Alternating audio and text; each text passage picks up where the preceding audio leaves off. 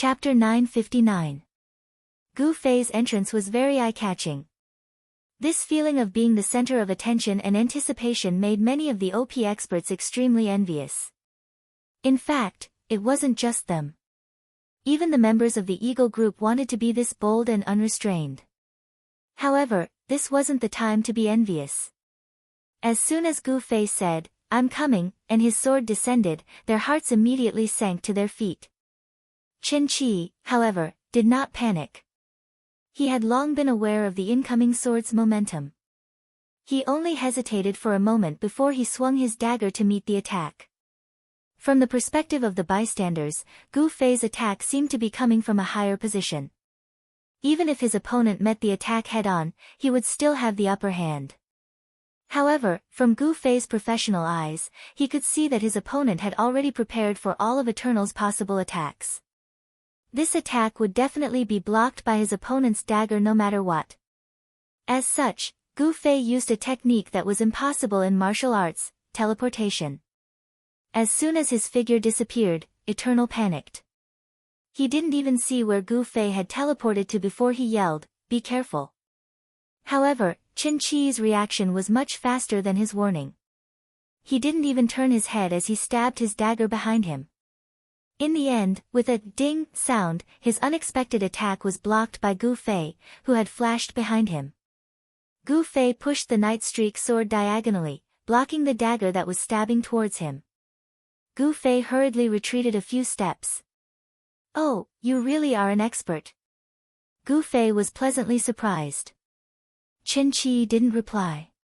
He suddenly swung his left hand, and something flew out. Gu Fei blocked it with his sword, and it was knocked to the side. Everyone hurriedly looked over. A strange-looking object had fallen to the ground. Yutian Shenming ran over and picked it up. He looked left and right with a confused expression on his face. That thing was just a piece of scrap metal. It wasn't anything at all. In this short amount of time, Gu Fei and Chen Qi were already fighting. As soon as Gu Fei arrived, the situation naturally changed. Didn't he see that Yutian Shenming had the time to run over to pick up the items? Eternal and the others complained bitterly. At this time, they were being pincered by a team of overpowered experts and a team of commoners. It was their cleric's turn to struggle. But how could their priests be as good as the Han family young master? Not long after, their team was surrounded by danger. At this moment, Forever was only hoping that Chen Qi was the #1 expert in the universe and could instantly eliminate Qianli.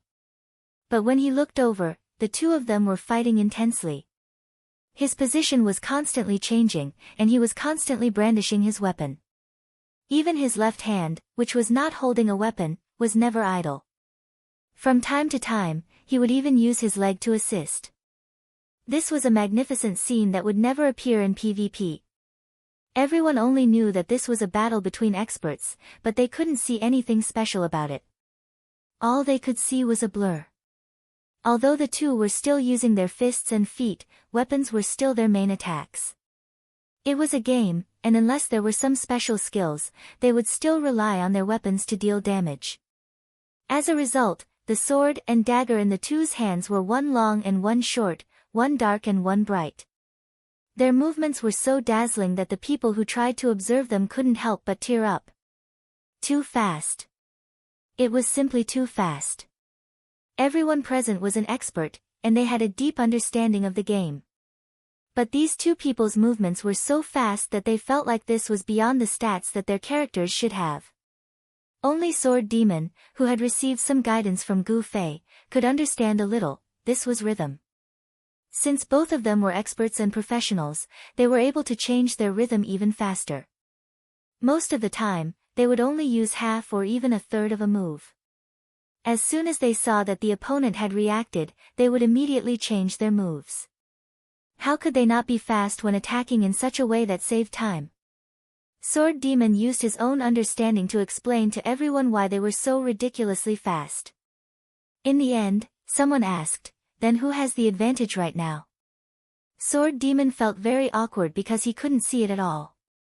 He could only occasionally catch a few details, and then he realized that the reasoning behind it was something that Gu Fei had told him before. After he carefully studied it, he didn't know how many rounds they had fought. I feel like they haven't hit each other yet. Unscathed in battle concluded after watching for a long time. If this goes on, won't we be finished first? Southern Azure Sword said as he pulled out an arrow that had hit his shoulder. Right now, they weren't even trying to dodge their attacks.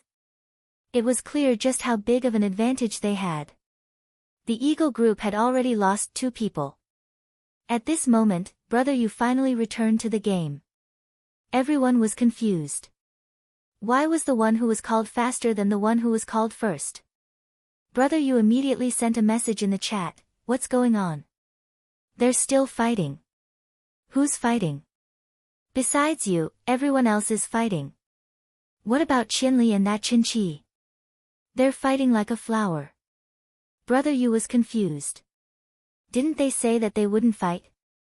He didn't say anything else and hurriedly rushed back. How are you guys doing?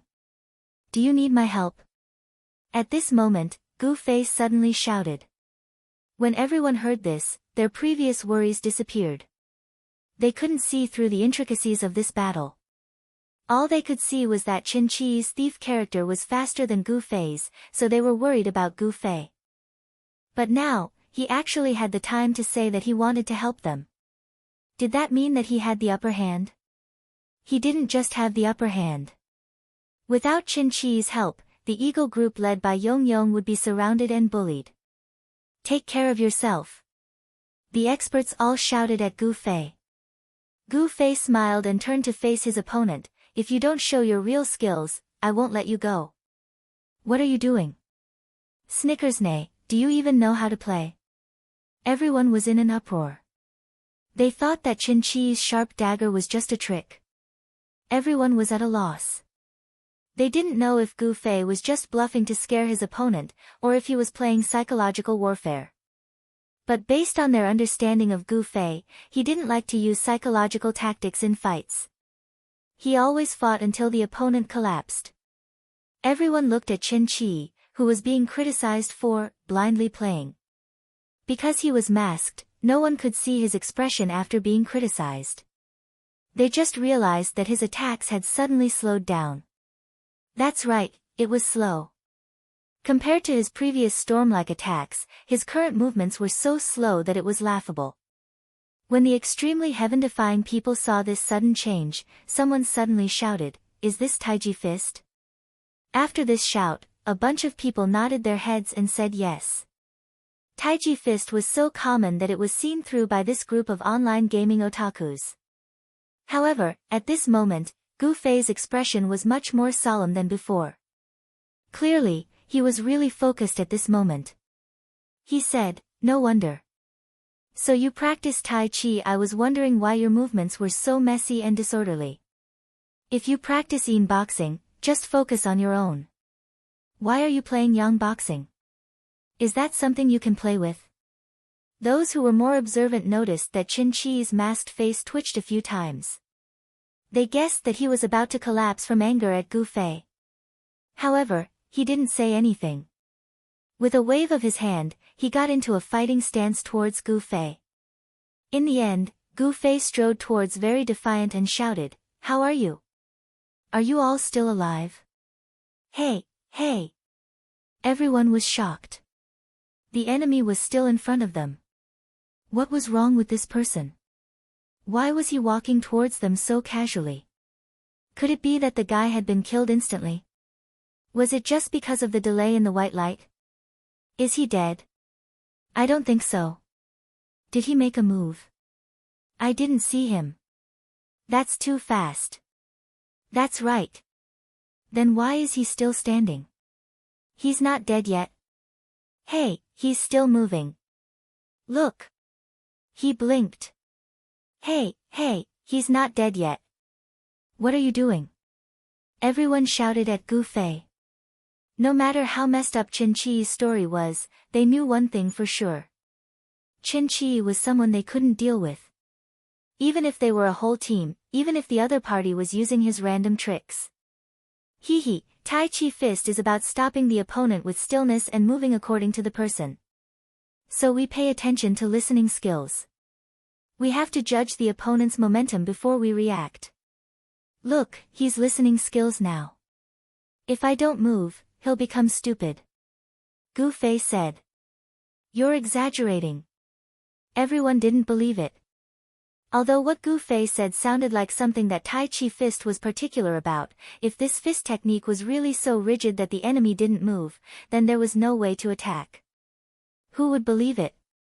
Sure enough, when Chen Qi saw that the enemy wasn't moving, he could only move. So, he had to take the initiative to attack. He raised his dagger and swung it towards Gu Fei. Gu Fei didn't hesitate either. He turned around and met the attack with his sword. Chen Qi saw that this was exactly what he wanted. He swung his dagger, but the sword had already deviated from its original course. Just as he was about to step forward and attack, suddenly a cluster of flames streaked across the sword. Chen Qi wasn't stabbed by the sword, but was instead burned by the flames. Shocked, he took a step back and saw Gu Fei smiling at him. You can't do it. Gu Fei said. It would be fine if you practiced anything else, but you just had to practice Tai Chi, Gu Fei said as he shook his head. The very heaven-defying people were extremely anxious. They all ran over and asked, what can't I do? What can I do? They weren't worried about the Eagle group at all. Half of them had already fallen. They were now filled with curiosity about the battle between Gu Fei and this expert. Tai Chi Fist is about leading and combining. Just like what happened just now, I didn't move and he made his move. This is called leading. He used a move to lure me into making a move. Then, he used his listening skills to determine the strength and direction of my move. He followed the momentum and changed the path. His skill is quite good. Unfortunately, he met me. It's useless. Why? Everyone hurriedly asked. Because I don't need to use my strength to attack. I use, as Gu Fei said this, a ball of fire jumped up from his fingertips. Magic. Gu Fei said. Chapter 960. Everyone stared blankly at the flame on Gu Fei's fingertip for a long time before looking at Chen Qi with sympathy. The great master that everyone was helpless against turned out to be just a piece of trash, huh? From Gu Fei's tone, it was as if he didn't even need to lift a finger. Chen Qi was also speechless. Gu Fei wasn't just saying it, he had already dealt him a blow. Even the gamers understood this logic, so how could a professional like him not understand? If you have the ability, then don't do this. Let's compete in real martial arts.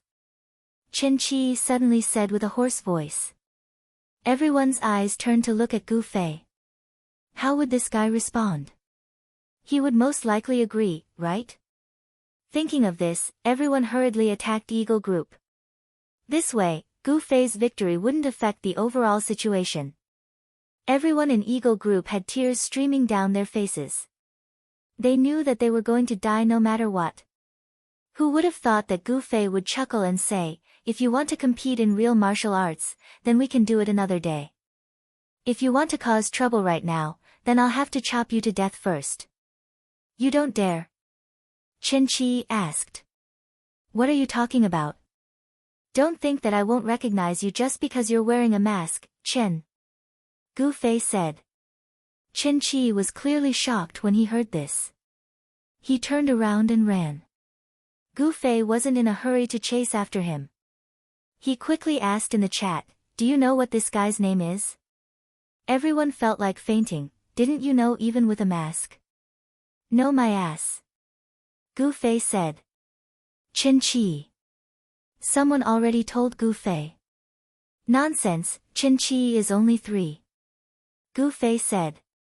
It really is that name. Everyone shouted. I'll go chase after him. That's fine with you guys, right? Gu Fei said. No problem, no problem.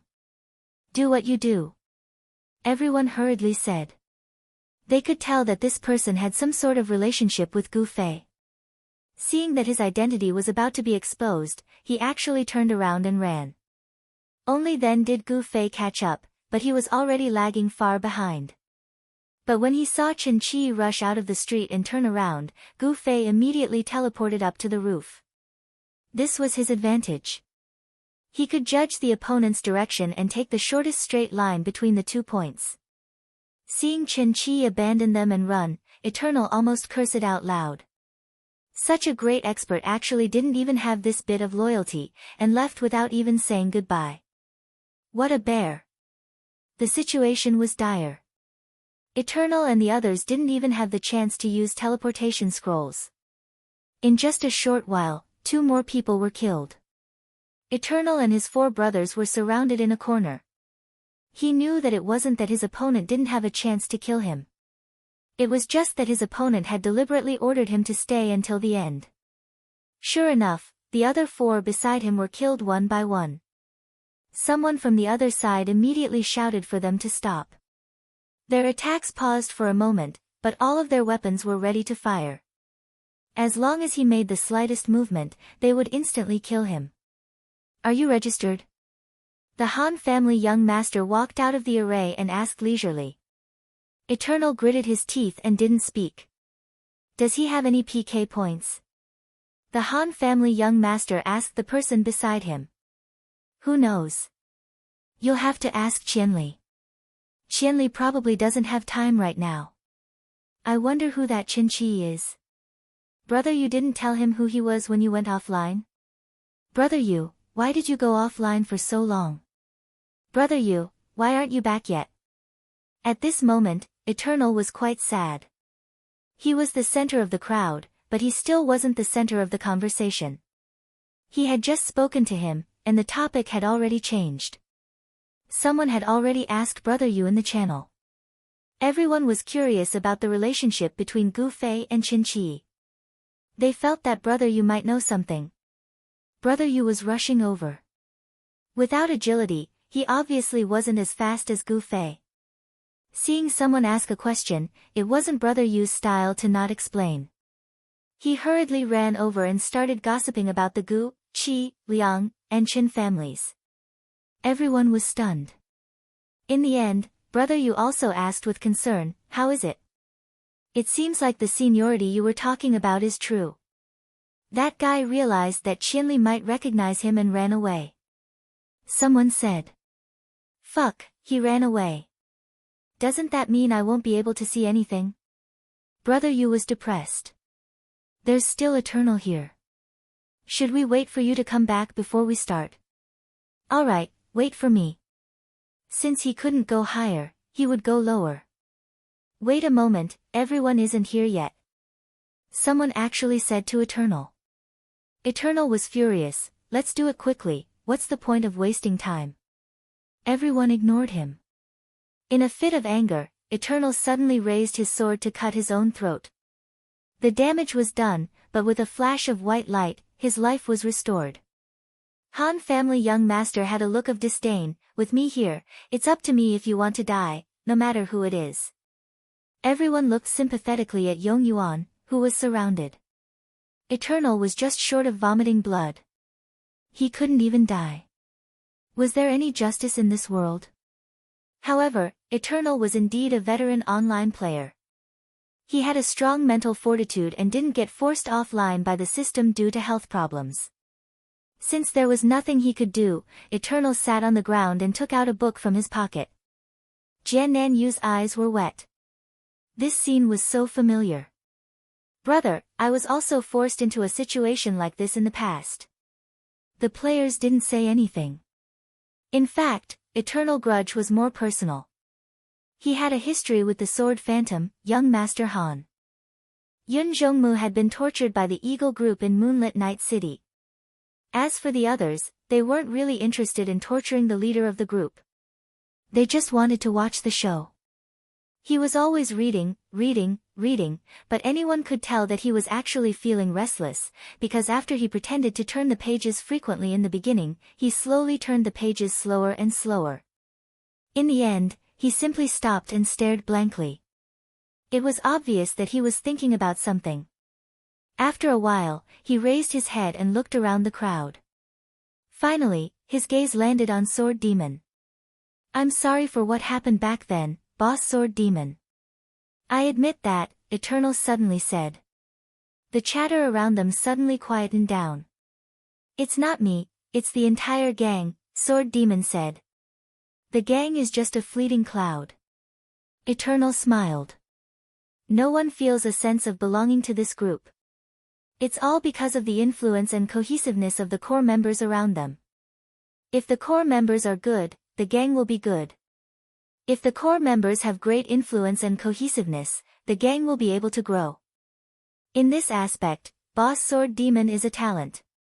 Boss Yun Zhongmu is also not bad. Influence and cohesiveness are both indispensable. For example, one of you has great influence, but your cohesiveness is basically 0. Oh, no, it's a negative number. Eternal said. Everyone looked towards Han Family Young Master. The negative number that Eternal was talking about was obviously him. But this time, Han Family Young Master actually just listened quietly and didn't immediately start his taunting. As for your current situation, honestly speaking, the core member isn't you, Sword Demon, but Qianli Drunk. His strength is so strong that it's ridiculous. I've never seen anyone who can forcefully create influence and cohesiveness through this method in so many years. Eternal said. What do you mean? Is he trying to sow discord with you? Yutian Shinming jumped out. Ha, little kid, don't speak nonsense if you don't understand. I'm talking about your guild's problems. Eternal said. Yutian Shinming was furious. He shot an arrow over. Eternal didn't dodge it. He casually pulled the arrow out. You don't need to worry about our guild's matters. Sword Demon said. Ha, Sword Demon, you're a good person. I know you know that. A guild with 1,000 miles drunk as the core was very dangerous. If he were to leave one day, his influence and cohesiveness would be irreplaceable. Even if he doesn't leave, it will still be dangerous. The size of the guild will continue to grow and the cohesiveness it needs will also increase. But as the players' levels increase, Qianli Drunk's battle strength will continuously decrease. I think you guys know his characteristics better than me. When that time comes, he won't be able to protect the guild. Bullshit. Yutian Shinming jumped up again, but this time he didn't shoot an arrow. I'm just giving you a piece of advice. Right now, it's very overpowered. The scale is still small and it's easy to do it. If you continue to grow, you won't be able to change even if you want to. Eternal said. Then let him be. Sword Demon said indifferently. As expected of Boss Sword Demon. Only you can make me feel guilty about what I've done. If it was anyone else, I wouldn't hesitate to do it again. Eternal said. Why did you do that? Sword Demon asked. Nothing much. It's just that I've always felt that working with a studio is the most efficient way to strengthen myself. Eternal said. You call that working together? Han Family Young Master, who hadn't spoken yet, finally spoke. The moment he opened his mouth, he laughed coldly. The moment he opened his mouth, he pulled on Eternal's tail. Eternal felt a wave of annoyance. Indeed, working together. That was just a way to deceive oneself. It couldn't be denied that because he was close to the studio, he was able to easily obtain top-quality items that others might not even be able to obtain even if they died. He was able to easily enjoy the joy of being a top expert. However, were the sacrifices he made because of this really something he was willing to do? You only care about the results. Do you know how to enjoy the process? You only know how to curry favor and don't know how to struggle. You're still teaching us how to run a guild. TSK, there are so many experts here. What haven't they seen before? Do we need you to teach us that? The collapse of a guild is also a part of our journey in the game. The game has always been played over and over again. It's only interesting if we play it differently. An idiot like you wouldn't understand either. What a waste of my saliva. Where's brother you? Why isn't he here yet? I can't wait any longer. I'm going to vomit if I keep looking at such an idiot. I'm coming, I'm coming. I'm coming. Brother Yu's voice rang out on the street. Do it. Han family young master waved his hand. Let me do it, let me do it. A bunch of people rushed over. They all wanted to step on him, punch him, or smack him with a brick. Eternal instantly turned into white light just like that. Brother Yu, who was far away, saw the white light and stopped running in a daze. He muttered to himself, I'm here, but I haven't reached him yet. Chapter 961. Brother Yu was quite depressed. He had been busy running back and forth online and offline, yet he didn't get to see any good show. How could the gossipy Brother Yu endure this? When he arrived, Eternal was already dead. When he asked about Qianli, he was already long gone. Brother Yu looked at his two short legs and could only sigh. Eternal's emotions were very complicated. After reviving, he stayed in the revival point for a long time. He wasn't afraid of being ambushed or being hunted down. It was just that the conversation with Unbelievable made him feel very uncomfortable. He thought that he could face everything calmly, but in the end, he realized that even he despised his own actions in the depths of his heart. How could he endure this? He stood in a daze at the resurrection point and began to reminisce about his gaming life. He stood there in a daze for a long time. He was a veteran gamer, and his gaming life was very long. On the side of Cloud City, the major guild's attacks had extraordinary results. Relatively speaking, Unbelievable's battle was the most suspenseful and tense, but the losses were the least. This was completely determined by the way they fought. The other guilds fought against a sea of players. Although there was no suspense in their annihilation of such elite equipment experts, it was still a battle of lives. In the end, those who survived and picked up one or two pieces of equipment were naturally lucky. As for how these pieces of equipment were to be used, that was up to the guilds themselves. It was inevitable that many grudges would arise. However, at the very least, in terms of attacking the workshops, the quest had been successfully completed. The bosses of the studios all had ashen faces. At this moment, the two puppet armies that each of them sent out were completely annihilated. Not a single one of them returned alive. The dropped equipment was still bearable for these rich bosses, but this meant that their plans had been completely ruined. What should they do next? Everyone looked at Unparalleled Genius in a daze. Unparalleled Genius's expression also changed a few times. When he first heard that the Cloud City players were attacking, he thought that it was an opportunity to stir up trouble. But later on, the scouts reported that the Cloud City players were simply targeting the puppet armies of their studios. The real players of the 26 guilds were still stationed near the clock tower and did not make any movements. The two parties that they had wanted to provoke a dispute actually did not have any direct conflict. At that time, Matchless Ing did not care about this because the Eagle group led by Eternal had encountered very defiant. He felt that this was an opportunity because he had a secret expert like Qin Chi on his side. As such, he hurriedly sent Qin Chi over, wanting to use this opportunity to destroy Very Defiant. In the end, Unparalleled Wonder received news that Party Forever had been wiped out, and Qin Chi had fled after fighting Qianli for a while. Furthermore, according to the Eagle Group's subordinates, this Qin Chi seemed to have some sort of connection with Qianli. Unparalleled Wonder could not help but feel depressed.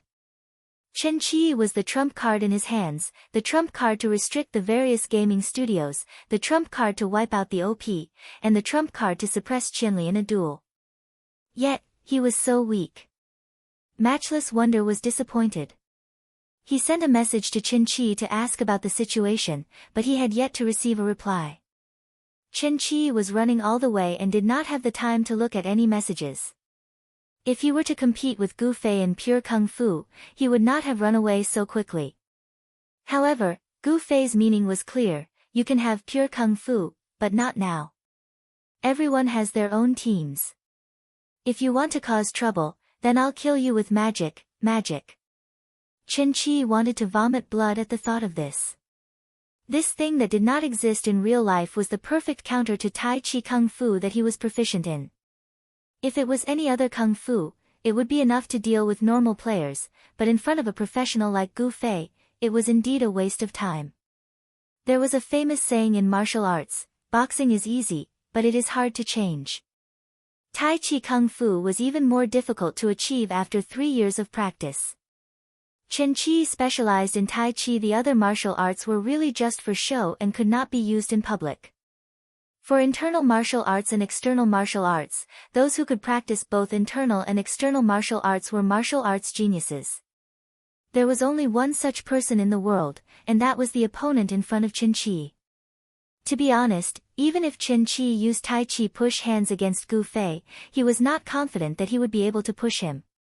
Moreover, that guy was using magic, but then again, if he was not a match for him, Chen Qi would not have run away without saying a word.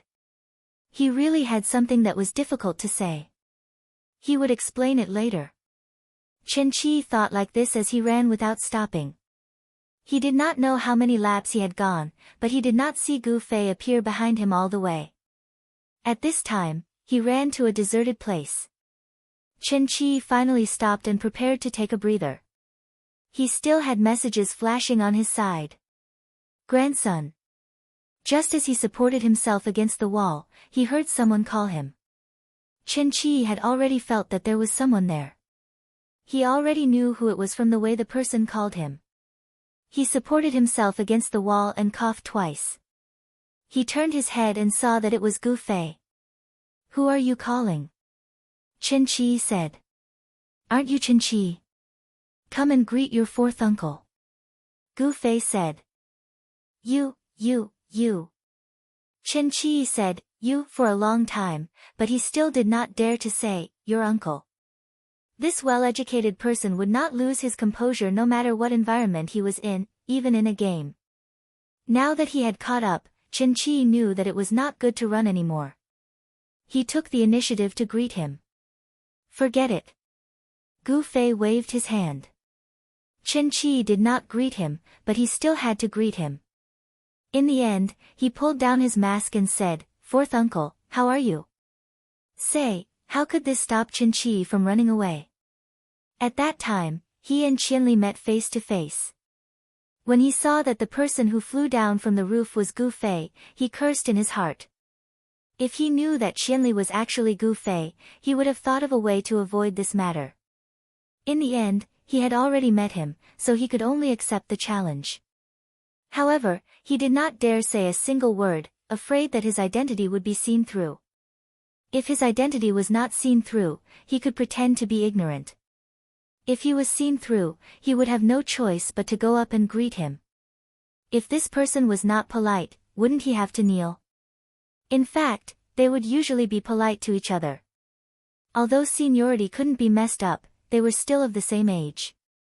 If they could avoid it, they would avoid awkwardness.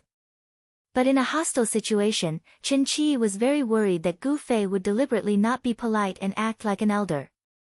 When the two armies faced off in front of everyone's eyes, the other side's general would directly kneel before he could fight. Directly kneel. Directly kneel. In this situation, anyone would have to run. Now that there was no one watching, it was fine to kneel. But in the end, wasn't Gu Fei being polite out of habit? At this time, Chen Qi was still thinking.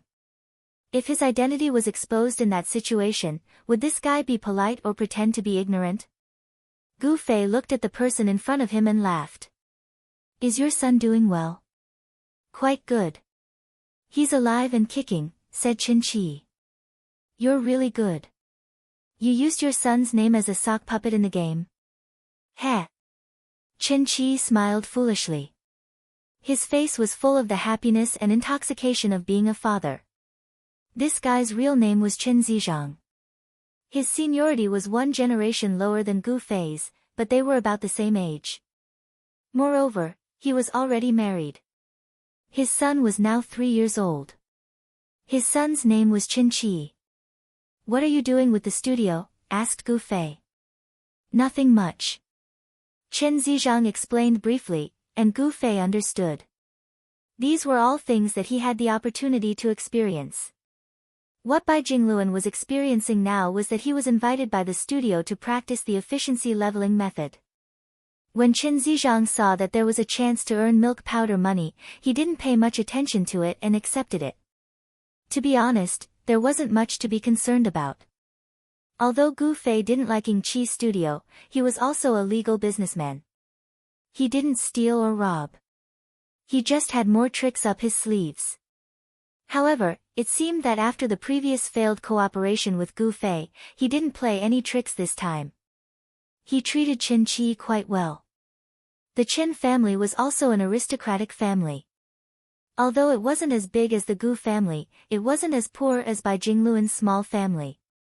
However, practicing martial arts was a very expensive activity.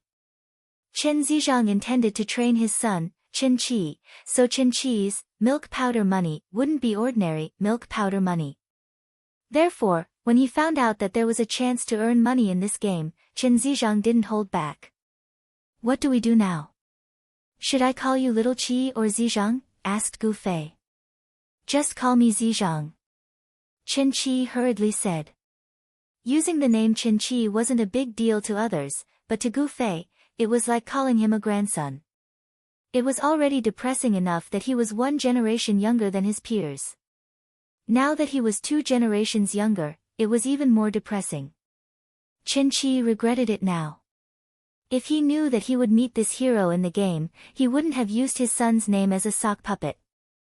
Ah, the boss is calling me. I have to hurry back. Qin Zizhang saw the message. Unparalleled wonder was asking him. What do you say when you get back? Asked Gu Fei. What else can I say? I met a relative, and an elder at that. I can't do anything. Qin Zizhang said gloomily. Even if I fight, I can't. I think you should emphasize this point. Said Gu Fei. Alright, go. If you fight with the studio again, I'll kill you with magic. I'll let it go this time, since you used the name Little Qi. Said Gu Fei. Thank you, elder. Qin Zizhang said with a smile. Actually, they were of the same generation, and they were young, so they didn't care too much about seniority. Qin Zizhang's elder wasn't a respectful title, it was a form of ridicule towards Gu Fei. Being an elder among his peers wasn't necessarily something to be proud of. For example, when they had a meal together, Qin Zizhang and the others would usually sit at the table with the younger ones. As for Gu Fei, his table was often filled with white-bearded old men. Qin Zizhang would rather not have this kind of glory. Chapter 962. After parting ways with Gu Fei, Qin Qi hurried back to the place where the bosses of the studio were gathered. Qin Qi will continue to be called Qin Qi. As a professional martial artist, Qin Qi felt the murderous intent the moment he arrived. What a heavy murderous intent. How could it not be heavy? In the end, Qin Qi was the only one who returned after participating in the battle. The others had either died and returned to their hometown or were guarded at the revival point.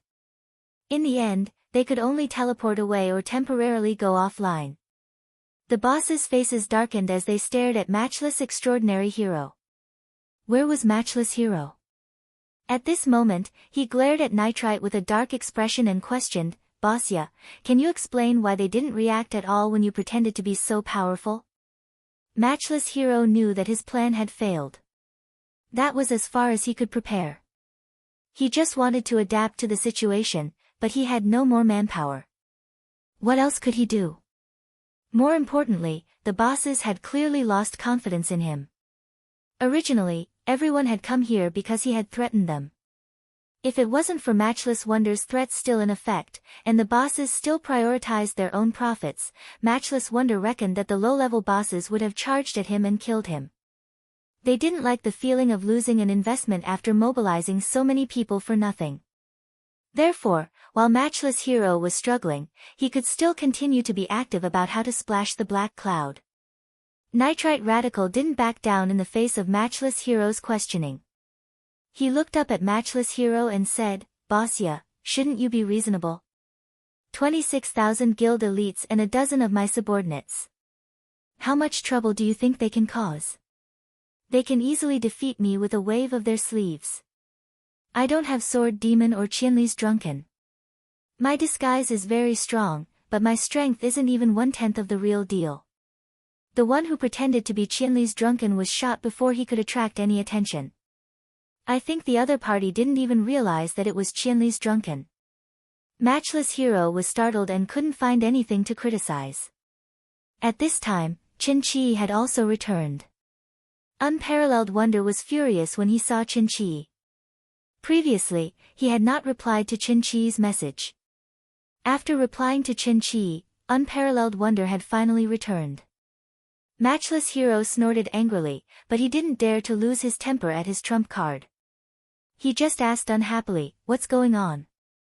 Qin Chi's expression was rather awkward. He shook his head and said, "I know that Qianli is drunk. He's a relative of mine." "No way. What a coincidence."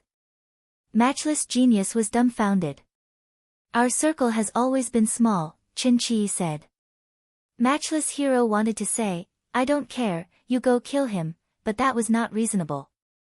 Qin Chi did not have a contract with him, and he was only here to help. How could he force him to kill him? That was unreasonable.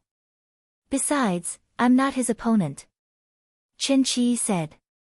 Matchless Hero was anxious and blurted out, "I understand that it's not convenient for you to fight. Do you have anyone you can introduce to me? He can deal with the drunkard from 1,000 li." Matchless Hero regretted it as soon as he said it. He had already said that Qianli was Qianli's relative, and he still dared to fight him. Wasn't that just as shameless as when he had tried to talk to Encyclopedic Statesman? Thinking of Encyclopedic Statesman's reaction, Matchless Hero subconsciously took 2 steps back and wanted to take back what he had just said. But Qin Chi didn't seem to care too much. He just shook his head and said, "I really can't introduce him to you. In this circle, he is without a doubt the strongest. No one is a match for him. Besides, most people in the circle know him." Who is he?" Matchless Hero asked. "His name is Gu Fei. If you're interested, you can search for him. There should be a lot of information there. You can also learn about the Gu family's background. You definitely can't beat him in martial arts. As for other aspects, whether it's money or power. Boss, let me give you a piece of advice. Don't make a big deal out of this. Stop when you're ahead." Qin Chi said. "Stop when I'm ahead? The problem is, when have I ever fucking seen that?" Matchless Hero lost his composure. After a moment of silence, Qin Chi said quietly, "Understand." Matchless Hero opened his mouth and gasped. There was a flash of white light, and he was forcefully kicked out by the system again. When he was kicked by the system last time, all the bosses had seen it. Later on, they realized what was going on. Now that this tragedy had happened again, the unsympathetic bosses were all gloating. Some of them even said sarcastically, "Io, looks like we really have to persuade Boss Guy. If this goes on, the loss is small, but I think he's going to lose his life. Isn't there a rule in the parallel world?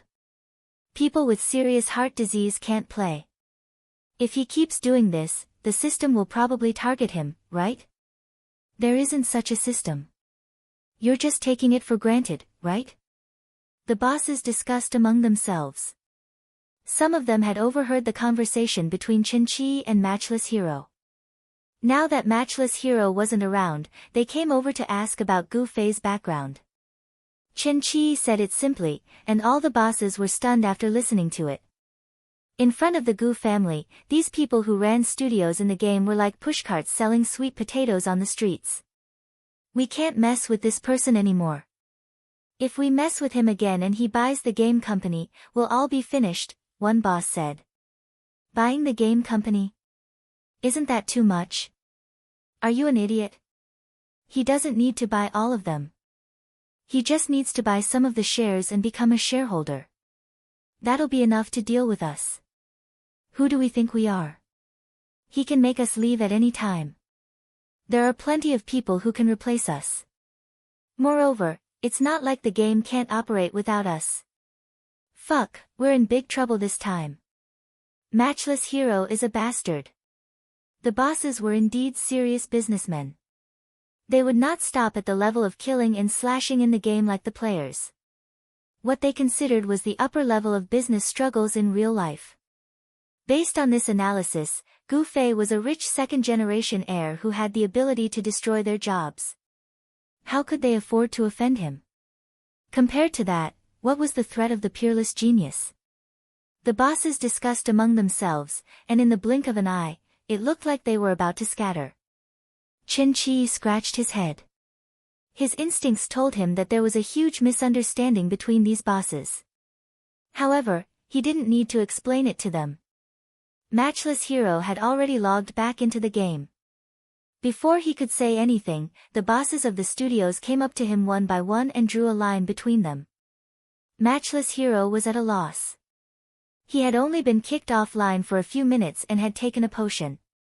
How did things change so quickly? They all looked at him as if he was a cancer. Was it really that bad? Unparalleled Wonder wanted to ask more questions, but the bosses were all adamant. No one was willing to talk to him. Threatening him with high leveling efficiency didn't work. White lights flashed one after another, and the bosses were all teleported back to their hometowns. Quit while you're ahead, really. Only a boss who had a good relationship with Matchless Hero patted him on the back and said this. He didn't wait for Matchless Hero to ask further and quickly left. In the blink of an eye, only Chen Qi and Nitrite were left. Matchless Hero immediately thought that it was Nitrite's doing. He rushed over to question him, only to find that Nitrite was looking at Chen Qi. Matchless Hero looked back at Chen Qi in confusion and asked weakly, "What's going on?" "The bosses have recognized the power of Qianli's one drink and don't want to go against him anymore," Nitrite said. The power of Qianli's one drink? His family background is really extraordinary. After listening to him, I also think that if you stop now, it's really good to know when to stop. I'll be leaving now. Nitrite said and turned to leave. Before he logged off, the strongest studio alliance had collapsed in the time it took for him to take a few potions. His partner even told him that it was quit while you're ahead. Matchless Hero couldn't accept it and stood there in a daze. It was only because of the potions that he had taken that he didn't get kicked offline again. On against the heavens side. After wiping out Forever's team, they also dropped some equipment. However, they were very rich, so they were very reserved. They weren't like the other guilds who would act like hungry wolves when they saw the equipment. In the end, the equipment was collected by Brother Yu. If the guild needed it, he would give it to them. If they didn't, they would sell it and split the money among everyone. At this time, everyone was more concerned about Gu Fei chasing after Chen Qi. They hadn't even walked a few steps when they saw Gu Fei walking over with his night streak. "Where's Chen Qi? You didn't catch up?" everyone asked. "I caught up." "Did you already kill him?" "No, he left." "How did you let him get away?" "No, we know each other, so we don't have to fight anymore," Gu Fei said. "You don't have to fight just because you know each other. That's not your style. Don't you always use violence to solve problems?" Yutian Shinming was excited. "Violence might not solve problems, but it can at least solve you," Gu Fei said. Yutian Shinming immediately retreated. "What's your relationship with that Chen Qi?" Brother Yu quickly came over to gossip. "That person isn't Chen Qi. Chen Qi is his son's name. His real name is Chen Zizhang, and he's also a martial artist," Gu Fei said. Oh. Brother Yu nodded his head, but then he thought about what Gu Fei's relationship with that person was, so he didn't answer. "I heard that we relied on our connections today." "You see, I happen to have connections too," Gu Fei said. Respect. Everyone said. "Ying Qi's plot has finally been resolved by us, right?" someone said. "But the fight with the studio won't end with a single battle," Han family young master said, then suddenly changed the topic, "But this time, it seems like it's really going to end like this." After saying that, he looked at Gu Fei meaningfully. What's wrong, what's wrong? Yutian Shinming asked. Kids shouldn't meddle in other people's business. Han family young master said. Damn you. Yutian Shinming was depressed. Han family young master was starting to act mysterious again. Anyone would be depressed. Actually, even Han family young master didn't expect the news he just received. According to his original thoughts, this victory would only disrupt the studio's plan to sow discord. But for the studio, losing a few pieces of equipment wasn't a big deal. So, this could only be considered a successful self-defense by the players, and wouldn't affect the studio at all. In the fight with the studio, the players were basically in a passive position, because this kind of arms struggle couldn't do anything to the studio.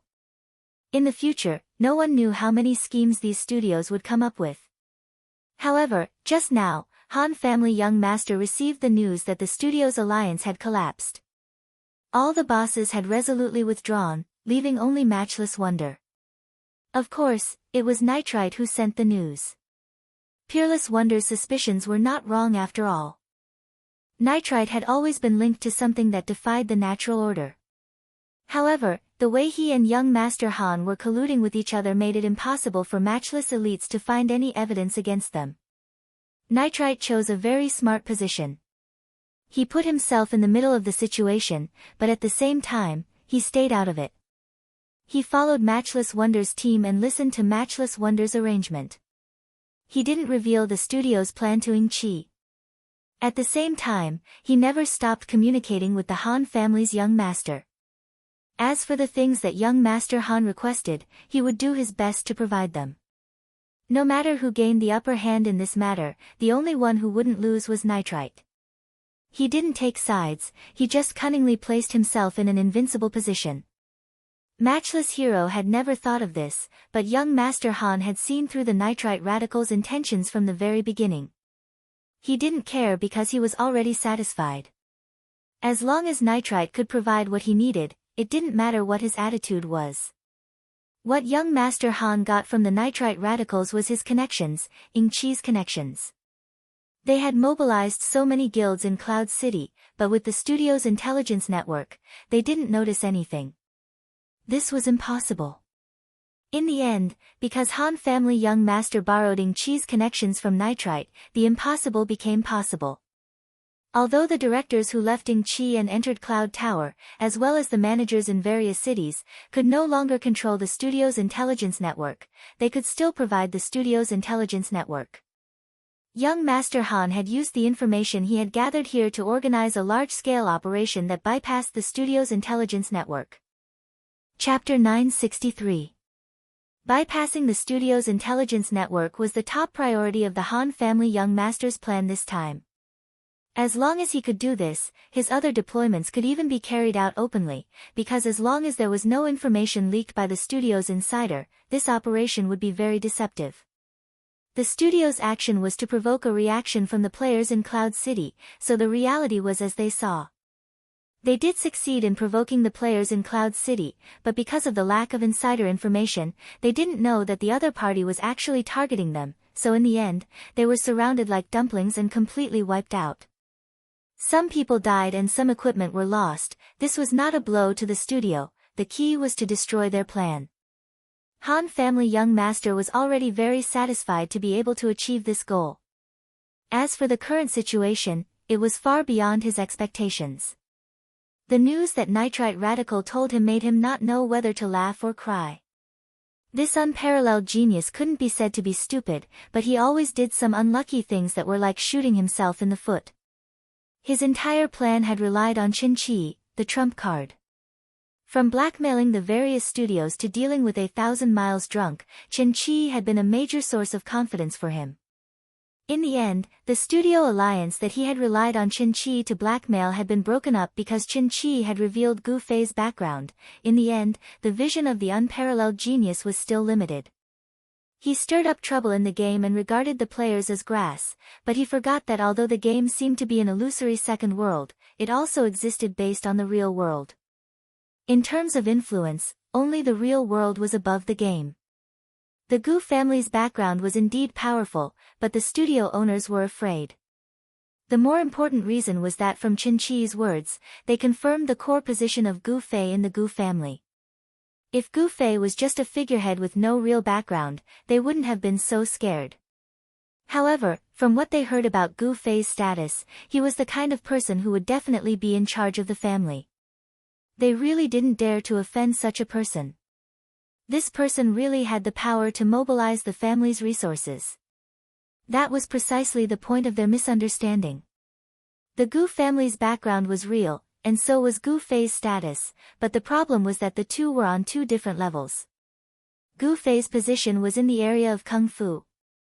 The family would definitely spare no effort in cultivating him in Kung Fu, but in other areas, Gu Fei had no say. The bosses of the studio were just a bunch of small businessmen. How would they know that there was such an aristocratic family and such a model?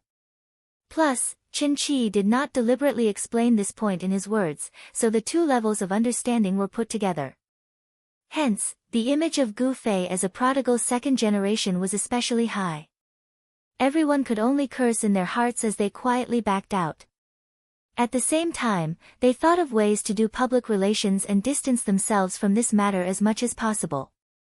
All the bosses understood it this way, and Nitrite was no exception. Of course, he didn't know some of the special things in this. Of course, he understood it this way, and that was what he said to the Han family young master. The Han family young master only knew about Gu Fei in the game. Other than that, he also knew that this person didn't lack money. However, this guy had such a background and such a status, the Han family young master didn't expect it. How could such a person be a PE teacher? The Han family's young master felt that his gorgeous IQ was a little lacking. What the hell was this? The bosses of the studios were in a state of panic as they speculated. The young master of the Han family was much simpler. He couldn't figure it out, so he looked at Gu Fei with disdain. You're good. Oh. Gu Fei was confused as to why the Han family's young master would suddenly say something like that. When had he ever screwed up? The studio is dismissed, said the Han family young master. Dismissed? Just like that? Everyone didn't understand. Oh, you mean they're dismissed this time? Someone said. They had mentally prepared themselves before, and they all knew that getting involved with the studio wouldn't end with 1 or 2 PK matches. It might accompany them for the rest of their gaming career in the parallel world. After all, they were making a living in the game. How could they give in?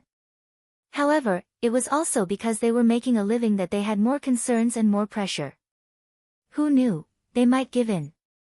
This problem was very complicated, and many people couldn't make up their minds. However, in front of an extremely narcissistic guy like the Han family young master, they naturally believed that he would make the studio compromise. In front of hot-blooded people like Yun Zhongmu, they would say, who cares, let's have fun first. No matter what, at this time, no one was willing to give in to the studio. They would take it one step at a time, and that became the final guideline. No one thought that this incident would make the studio give in. In the end, the Han family young master really said, no, they're really dismissed. They're completely dismissed. They won't dare to cause trouble in the future. Why? Everyone asked, including Gu Fei. Even an idiot like you doesn't know, the Han family young master asked Gu Fei. Everyone backed off. This person dared to call Qianli an idiot. If Qianli exploded, no one wanted to be implicated. Why should I know? Gu Fei seemed to have blocked out the words, idiot, used by the Han family young master. I heard that Qin Chi described your background, and the bosses of the studio were so scared that they dismissed on the spot, said the Han family young master. Everyone immediately focused their attention on Gu Fei. What kind of background did this person have to be so scary? Gu Fei was also scratching his head. Are they afraid that I'll beat them up? That can't be, I still don't know who they are. The Han family young master took a deep breath. They did understand your and your family's background. Family. Everyone continued to focus their attention. The word family had an imposing aura. How could an ordinary family of 3 dare to call themselves a family? Oh, about that. Our Gu family does have a long history. It can be traced back to the Xia and Shang dynasties. Later on, it was divided into 2 branches, Northern Gu and Southern Gu. Our family belongs to the Southern Gu branch. Everyone is familiar with the 3 kingdoms, right? At that time, Dong Yuwu had 4 aristocratic families, Zhang, Lu, Zhu, and Gu. The Gu family was one of them. Our family's genealogy clearly recorded that it started from this time. Today, it has a history of 2,000 years. Isn't it amazing? Gu Fei said. Everyone was stunned. After a while, Brother Yu said, there was indeed a Gu Yong in Dong Yuwu in the 3 kingdoms. In records of the 3 kingdoms too, his specialty was his eyesight. He was good at spotting talents. What's records of the 3 kingdoms too? Game? Why haven't I heard of it before? Yutian Shinming asked. It's a game that can only be played by one person a long time ago. At that time, it was called a single-player game, Brother Yu said. Can only be played by one person. That's also a game. Yutian Shinming snorted. Don't stray from the topic, someone reminded. Cough, Qianli, your family's background is indeed, quite scary. Unscathed in battle didn't know what to say. Gu Fei nodded. The studio must be so scared that they peed their pants when they heard that, right? Unscathed in battle continued to flatter while looking at Han family young master. Han family young master was still calm. The bosses of the studio are afraid that your family will buy the parallel world and kick them all out. Is that so? Gu Fei was confused. I'm not sure about that. Could it be that our family has also thought of doing online games? I'll call and ask later. Damn. It was really possible. This time, everyone was truly horrified. Slender Dance had always been known as the strongest RMB warrior, but no one had ever heard of her buying a game to play. It turned out that the person in front of her was a true warrior. Boss Gu. Unscathed in battle was the first to yell out with a sickening expression. Brother, I don't need anything else. I just want a good weapon, a sword type. I don't need something as high level as the Night Stream sword. I just hope that it's a dual attribute weapon like this. You must take care of it. Unscathed in battle really wanted to suck up to him. Fuck off, bitch. Everyone stepped on Unscathed in battle and surrounded Gu Fei. Don't quarrel. I don't know yet. I'll call and ask later. Gu Fei said. Of course, the crowd shouted. The usually calm sword demon didn't know whether to laugh or cry as he looked at everyone's nonsense. After he finally calmed down, he said, let's go back to the clock tower first. The guild leaders of the 26 guilds are still waiting. We still need to discuss how to deal with this. What's there to discuss? If you waste any more time, I'll tell Qianli to block all of their accounts. Yutian Shinming said. The system will confiscate all their equipment. Unscathed in battle said. What's in the system is Qianli's. What's in Qianli's is ours. Oh my god, happiness is here. Fuck, stop messing around for now. Sword Demon was about to break down. On the side, Gu Fei was very confused. Clearly, after Chen Qi caused the studio to misunderstand, the studio's reaction caused Gu Fei to also misunderstand. At this moment, he really thought that the family was going to interfere with the game business. Just like that, a group of people valiantly and energetically walked towards the direction of the clock tower. At this moment, everyone felt that they weren't experts, but GMs, the supreme gods of the game. That's right, that cleric, when we buy the game company, remember to fire him. Yutian Shinming said. It's best if the guild makes some rules to have a certain ratio of male to female players. Unscathed in battle said. I hope there's a camera function in the game. Brother you said. Then you talk, I talk, he talk. On the way, everyone made countless constructive requests for the game. They didn't benefit anyone, but only themselves. Gu Fei's head was about to explode. Only when he placed his hand on his sword did everyone quiet down. As they spoke, the clock tower was already in front of them. Would the guild leaders of the 26 guilds still obediently stay in the clock tower? Of course not. In the end, the 24 guild leaders in the tower went to the lowest window, and each of them jumped out of the tower like a flying man. They gathered all the core members of the guild and held an extended meeting to discuss how to deal with this matter. Even though everything was clearly a plot by the studio, the problem was that this rumor didn't have any destructive power. It sounded more like an excuse. As for how to deal with it, the guild leaders were at a loss. Chapter 964. This group of people surrounded Gu Fei the whole way and arrogantly arrived at the bottom of the clock tower. The guild leaders hurriedly came over. They knew that the other party was coming. Two of them, Zhao Yin and Cloud Rising Mountain, had been following Sword Demon and the others all the way. However, the two of them only knew that the puppet army in the studio had been cleaned up. They didn't know about the huge turn of events that happened because of Gu Fei's identity. Because there was a huge group of people behind them, the two of them were outsiders. They sensibly kept their distance and just followed. At this time, the guild leaders came over. With one look, they could tell that this group of people was very powerful. They were arrogant and domineering. The guild leaders were puzzled. It was indeed impressive to destroy the studio's conspiracy, but did they have to be so arrogant? It seemed like they were about to pierce through the sky, right? As the guild leader, Sword Demon walked at the front. The guild leaders were about to go up and greet them when someone jumped out from the other party's team and said arrogantly, "Why are you guys still here?" "Okay, it's fine. You can go back." The guild leaders looked. Wasn't this the little brat who gave them paper when they first came? Later, they heard that it was Yutian Shinming. He was famous, but unfortunately, his innate aura wasn't strong enough. His face wasn't even mature yet. Words that were said by others sounded very cool, but when they came out of his mouth, they were filled with childishness. The guild leaders glanced at Yutian Shinming and didn't pay much attention to him. They continued to greet Sword Demon. Yutian Shinming was furious and shouted, "Title." After shouting twice, he was dragged away. Sword Demon wiped his sweat and continued to greet the guild leaders.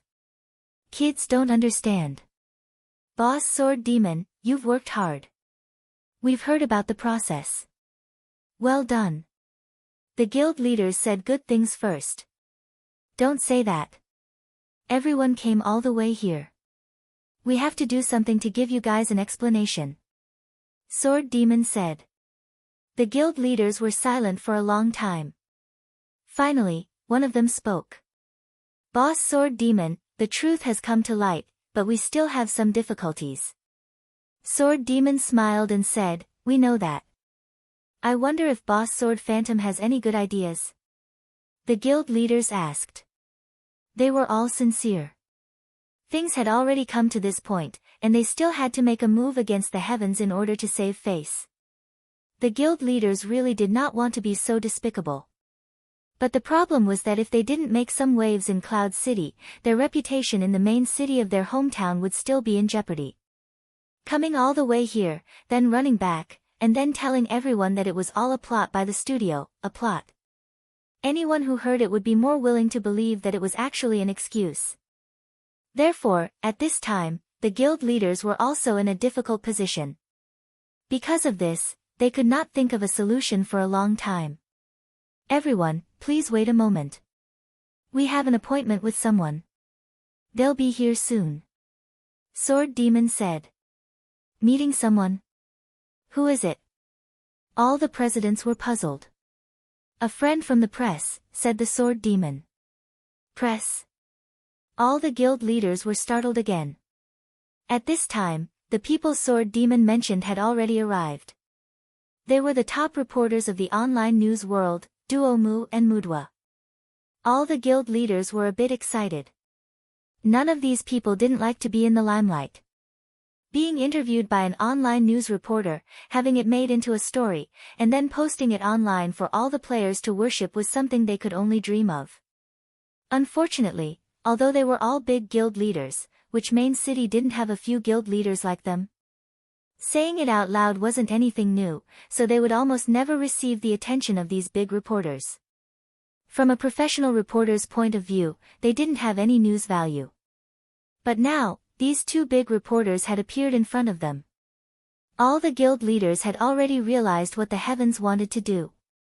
They wanted to expose this matter through a regular reporter's report and help them save face. All the guild leaders couldn't help but admire the heavens. Their face was really big, but on second thought, this wasn't just a matter of face. The key was that this matter was indeed worth reporting. Moreover, Duo Mumudwa had already been following up on the dispute between the heavens and Ingchi Studio. Right now, they were just continuing their serialization. Thinking up to this point, all the guild leaders were already concerned about how much of a role they would get in this report. Sword Demon clearly understood the thoughts of the guild leaders. After Duo Mumudwa arrived, he introduced the 26 guild leaders in detail to the two of them. Of course, they were all good words. Seeing Duo Mumudwa's pen flying as he recorded down the Sword Demon's introduction of them, the 26 guild leaders were all as happy as flowers. Next, should we find a place to sit down and talk slowly? Sword Demon suggested. Okay. All the guild leaders nodded. But seeing that each of them had brought over 1,000 brothers, they felt a bit awkward. With all of these people, no matter if it was the tavern or anywhere else, they wouldn't be able to sit down. Of course, this matter was too embarrassing to let the heavens worry about. All the guild leaders had their own solutions. In short, each guild leader sent out a message. These 20,000 people looked at each other and realized that their Qianli's long-distance expedition seemed to be just a run back and forth. Other than hurrying, they didn't have to do anything else. After the guild leaders arranged the guild members, they followed the heavens experts to the tavern to celebrate. In the tavern, the Cloud City guild leaders of Unsworn Sword had already arrived long ago. They were also waiting for the heavens experts to come over and celebrate together. For ordinary guilds, being able to obtain so many top-notch equipment in one day was a very happy thing. If not for this kind of opportunity, they might not be able to obtain such a harvest even after a few months. Both sides met and introduced each other. Naturally, it was lively again. Although everyone was a big guild leader, the wonderful thing was that they were not in the same place. There was no competition or conflict between them, so they naturally got along well. Everyone drank, chatted, and bragged. Along the way, there were even interviews from big reporters. The celebration went on very happily. The only thing that made everyone nervous was that when Qianli followed everyone over and saw the scene, he asked in confusion, "What, we don't have to fight anymore?" This caused the experts present to break out in a cold sweat. After knowing that they really didn't have to fight anymore, Gu Fei seemed to be a little dispirited. Everyone felt that this was the biggest victory they had ever had in the game, but Gu Fei felt that this was the smallest victory he had ever had. He did not even get a single PK point. Compared to the previous battles where he had to run around the world several times just to get his PK points, the content of this battle was simply too little. Fortunately, he found that kid Qin Qi. If there was a chance, he could find him to spar again. Thinking of this, Gu Fei felt his blood boil again. This was the game. He didn't have to worry about anything and could fight to the death. When the time came, there would definitely be a lot of content. But Gu Fei clenched his fists. In the game, he had never been able to find the strength that he should have. This still greatly limited the use of his kung fu. This had always been something that Gu Fei regretted. He had fantasized about leveling up to make up for his strength, but after exploring the game for such a long time, Gu Fei realized that it would be difficult for that day to come. The mage class was born with a strength modifier. Even if Gu Fei put all his attributes into strength, there wouldn't be much growth. When Qianli got drunk, he would never become the real Gu Fei. Moreover, the difficulty of leveling up in the game was very high. Gu Fei couldn't spend all his time in the game to find himself. Even if he didn't have a job as a physical education teacher, he would spend most of his time practicing martial arts. That was probably the only way. Looking at the players laughing and chatting in the tavern, Gu Fei felt for the first time that he was actually very, very far away from them. I'm leaving. After saying goodbye to his friends, Gu Fei left first. No one paid much attention to him. Gu Fei had never been too keen on any activities other than fighting. They said goodbye to Gu Fei and joked about, I'll call you if there's a fight. Passionate about fighting and invincible. Even Sword Demon and the others who were the closest to Gu Fei could only understand this much about Gu Fei. Gu Fei's helplessness in the game was something they couldn't understand, be it in the game or the game that came out of helplessness. Why are you here? Isn't there a gathering in the tavern? Gu Fei left the tavern and silently walked towards the revival point. Suddenly, he heard people chattering. He looked up and saw that it was Slender Waist Dance and many girls from Reborn Amethyst. Shi Xiaotian was also there. Oh, there's a gathering over there. You guys go ahead. Gu Fei said. He guessed that someone from the gathering had invited the girls. This person couldn't be Sword Demon, but most likely the unscathed in battle Yutian Shinming. Where are you going? Slender Waist Dance asked. I'm going offline. Gu Fei said. Useless. That's all you've got. Slender Waist Dance looked at him with disdain. Hee, go play. Gu Fei said as he silently walked past the girls. Something's not right. The girls looked at each other. Women were more sensitive after all. You didn't kill anyone today, did you? Slender Waist Dance guessed and then shouted at Gu Fei, how many people did you kill today? Gu Fei turned around and shook his head. See, I told you so. Slender Waist Dance was proud. The girls were also happy. They said goodbye to Gu Fei and continued to walk towards the tavern. Only Shi Xiaotian was stunned. Only she could truly understand Gu Fei's expression. She didn't know when it started, but the joy of racking her brain to complete a scam had become shorter and shorter for Shi Xiaotian. Now that she was done and went offline, Shi Xiaotian mostly saw this desolate expression in the mirror. Shi Xiaotian really wanted to go forward and pour her heart out to this guy who had a similar state of mind as her, but she didn't dare to do so. To the other party, she was obviously viewed as a snake or a scorpion. He would only feel that this was a stain on his martial arts, right? Actually, what was the difference between them? Scams didn't have to be used to do bad things. Shi Xiaotian silently thought. She wanted to tell this to Gu Fei, but she heard someone call from behind, Little Tian, what are you doing? Come quickly. Chapter 965. In the end, Shi Xiaotian didn't manage to walk up to him. Just as someone called out to her, she saw Gu Fei turn around. She knew that this person was very sensitive to other people's attention. He knew that someone was looking at him, but he didn't care. Hearing this call, he finally turned around to look at Shi Xiaotian. With just one look, Shi Xiaotian knew that his thoughts were unnecessary. No matter how lonely his expression was, the determination in his eyes never disappeared. He would feel lonely, but he would never feel lost. He would sigh over the fact that his martial arts were useless, but he would never regret his choice of martial arts. Even if the world is destroyed, I will walk the path that I chose to walk to the end. The determination in Gu Fei's eyes conveyed this message to Shi Xiaotian. Violent indeed. But your violence really makes people feel at ease, and it gives me courage. Perhaps we are walking on two paths that will never intersect, but two people persevering is always better than one person. Shi Xiaotian suddenly smiled, winked at Gu Fei, and turned to chase after the girls. This day was destined to not be peaceful. When there were people smiling, there were people crying. The bosses of the studios were also crying. How efficient was Duo Mumu? Not long after the interview, he had already published the report. The report was credible, and it immediately caused a huge reaction among the players. It was also the peak time for players to gather at night. In and out of the game, there were people denouncing Ying-Chi Studio. And this time, the players didn't just argue, they also took action. Players in every main city organized to destroy Ying-Chi's shops and kill Ying-Chi's people. On that day, Ying-Chi Studio's shops in the game had to be closed, and all the workers in the market had to stop their accounts. In the cloud and the 26 guilds that were used by Ying-Chi Studio, players took to the streets, holding up banners and demonstrating, asking the game company to ban Ying-Chi's despicable studio.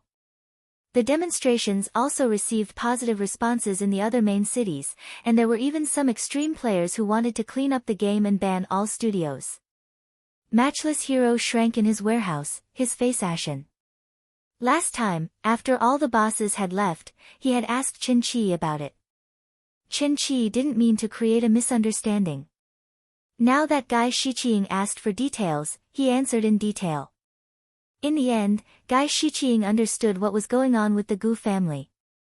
He also knew that the other studios had misunderstood and were trying to scare themselves. Unparalleled Wonder wanted to tell everyone the truth, but half of the bosses of the studios had already blacklisted him. The other half blacklisted him as well after receiving his so-called truth. It was clear that their relationship had come to an end. The bosses did not believe it. In their eyes, Matchless Genius was the main culprit, and this time, he was definitely done for. This guy even wanted to drag others down with him before he died. He was not just a little bit despicable. At this time, Duomu Mudwa's report was published, which made all the bosses burst into tears. The only consolation was that the report didn't mention their names. It only exposed Matchless Wonder and Inch Studio. But who could be sure that they wouldn't be mentioned in the following content? Duomu Mudwa's report turned out to be a fucking serial, and it wasn't in chronological order. Who knew when the news of them and Matchless Wonder's accomplices would be exposed? Seeing how Inch Studio was being treated like a rat on the street, all the bosses shuddered. They even suspected that Duomu Mudwa's report was the rich second young master's counterattack. All the bosses were now showing off their abilities.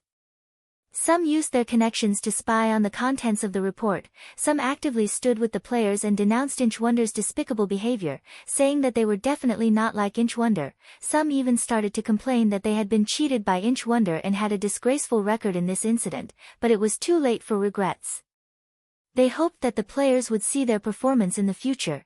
In short, all the studios resolutely carried out the spirit of, "I'm not going to die."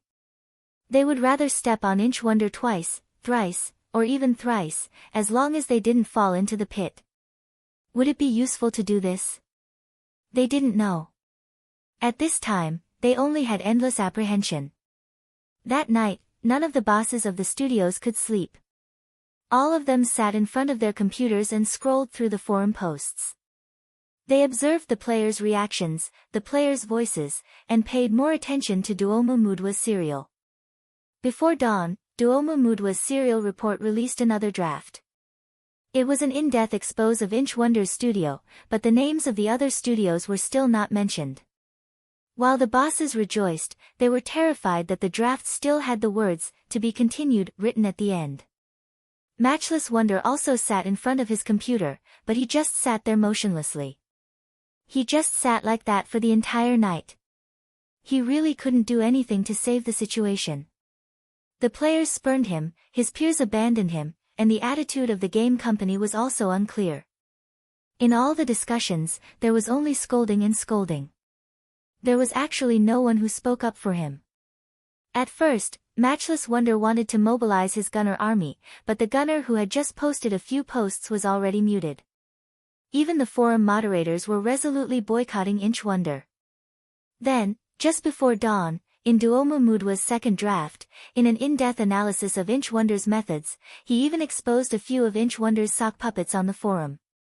Some players with the spirit of research ran to the forum to specifically find the posts of these accounts. After researching for a while, they greatly verified the report. He was already powerless to stop all the voices. He could only watch as everything continued to expand. He finally experienced for himself the horror of rumors. In the discussions of the players, more and more baseless accusations were placed on him. Any malicious incident that happened in the game could be fabricated and linked to Inch Wonder's conspiracy. At this time, when he looked back at Duomo Mudwa's report, Inch Wonder's studio was as clean as a little white flower. It's morning. Matchless Wonder looked out the window, his eyes dull. The sun rose in the east, and the sunlight shone through the window, shining on his face, slightly stinging. His phone suddenly rang. Matchless Wonder was shocked. Who would call so early in the morning? Could it be the game company? Matchless Wonder's hands were trembling. The game company's attitude was the deciding factor in his fate. Hello. Matchless Wonder picked up the phone. Get out of the game. A roar came from the phone, shocking Matchless Wonder into a panic. He threw the phone away. When he hurriedly picked it up, the other party had already hung up. Matchless Wonder was confused. Just as he put the phone back, the phone rang again. Hello. Get out of the game. This time, Matchless Wonder didn't throw the phone away, but the other party hung up as well. When the phone was put back, it rang for the third time. Matchless Wonder was already mentally prepared, so he simply pressed the speaker button. Fang Xiaoshe, you big idiot. This voice came from the phone, and the call was hung up. Matchless Wonder was shocked. Fang Xiaoshe, that was his real name. After that, the phone started ringing non-stop. Landline, mobile phone. Whenever he picked up, there was no more than a few words, just curses. Matchless Hero finally understood what was going on. He had been brutally butchered. He opened up the forum on his computer, and as expected, his information had been dug out by the players overnight. His name, address, phone number, mailbox. There were many players in the parallel world, and they brought with them a massive amount of collective power. Matchless Hero felt a chill run down his spine, and he felt as if there were countless eyes staring at him from outside the window. They were like sunlight, and he had nowhere to run. In the replies, Matchless Wonder even saw the guy who had just called him to scold him showing off. He saw someone gloomily saying that he had turned off his phone, and he saw the players from the same city as him discussing to smash his window at night. Before Matchless Wonder could see anything even scarier, his computer screen suddenly went black. Matchless Wonder was stunned, and before he could react, a large bloody head suddenly appeared on the screen, staring at him. Matchless Wonder screamed and fell to the ground with his chair. Then he heard a horrifying laughter coming from the screen, and a few bloody words appeared on the screen. Fang Xiaoshe's entire family is dead. Obviously, the computer had been hacked. Matchless Wonder jumped up angrily and turned off the power. He walked to the window to pick up a cigarette, but his trembling hand couldn't light up the lighter. He finally managed to light up the cigarette, but he forgot to light it. He suddenly saw a few shady-looking guys outside the window downstairs. Had they already come to him? Matchless Wonder was shocked. Many players from the same city in the thread said that they would come to him for trouble, but Matchless Wonder didn't notice when they posted. Could it be that they had already arrived? What were these people here for? Were they here to smash my window? Or were they here to splash some dog blood? Or was it the one who threatened to make him eat shit? Matchless Wonder poked his head out, trying to see how many people there were. In the end, his beard, eyebrows, and hair were all burned off, and he still had the lighter in his hand. Matchless Wonder screamed and threw the lighter away. His scream seemed to have alerted those people. Matchless Wonder saw that they seemed to be pointing at him upstairs. Were they pointing at him? Matchless Wonder finally didn't dare to stay any longer. He quickly packed his things and prepared to leave. At least the post that was hacked didn't have his picture. Matchless Wonder was secretly glad that he didn't have the habit of showing his picture on the internet. Oh no! Matchless Wonder suddenly remembered that his computer had been hacked. There were some pictures of him on the computer. Perhaps they had already been exposed on the internet. He had to leave as soon as possible and lay low for a while. Matchless Wonder didn't have time to hesitate and hurried downstairs. The few players were still downstairs. Matchless Wonder lifted his collar to cover his face and quickly walked out. From the corner of his eye, he saw that the few players seemed to be looking at him, so he immediately ran away. Chapter 966. After Ing-Chi's studio was exposed, they would definitely be in big trouble. Everyone was confident about this, but no one expected that they would be this unlucky. That night, Brother Yu once again started going online and offline on the forums, excitedly telling everyone about what happened on the forums. Everyone was used to Brother Yu doing this, so no one actually went to the forums to see what was going on. They also didn't participate in the protest against Age Studio in Cloud City. At this time, they all had the mentality of, we planted trees and you can enjoy the shade. They saw the protest as the fruits of their hard work. They enjoyed watching this scene while listening to the news from other main cities that Brother Yu relayed to them. It wasn't until Brother Yu discovered the human flesh thread and brought the news to everyone that everyone was extremely satisfied. Matchless Hero was exposed to human flesh. This was something that even Han family young master didn't expect. He realized that even he underestimated the resentment the players had towards such an unscrupulous businessman. There were tens of millions of players in the parallel world, and there were many crouching tigers and hidden dragons among them. At this time, all of them were working together. Those who had the skills used their skills, while those who didn't were just adding fuel to the fire. Matchless Hero instantly became the most thoroughly explored person in the history of human flesh. Even something as overboard as a death warning was sent to him. Those who were soft-hearted couldn't help but sympathize with Matchless Hero, but the situation had already reached this point, and no one could reverse it. At this time, the description of the unparalleled hero on the forum, to be honest, was mostly fabricated.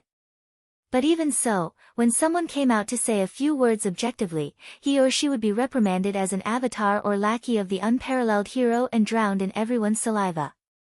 At this time, most of the players didn't care about what was right or wrong anymore. Everyone had the mentality of participating, and trying their best to step on Matchless Hero was the right thing to do. The human flesh thread was naturally the place where the most firepower was concentrated. At dawn, Matchless Hero was so scared that he ran away from home, but the players still didn't know. They continued to discuss how to surprise Matchless Hero with their revenge. This guy won't be able to make a name for himself anymore. Brother Yu was a bit tired after going online and offline for a whole night, and finally came to a conclusion. Becoming my opponent was the biggest mistake he made in his life. The Han family young master finally commented.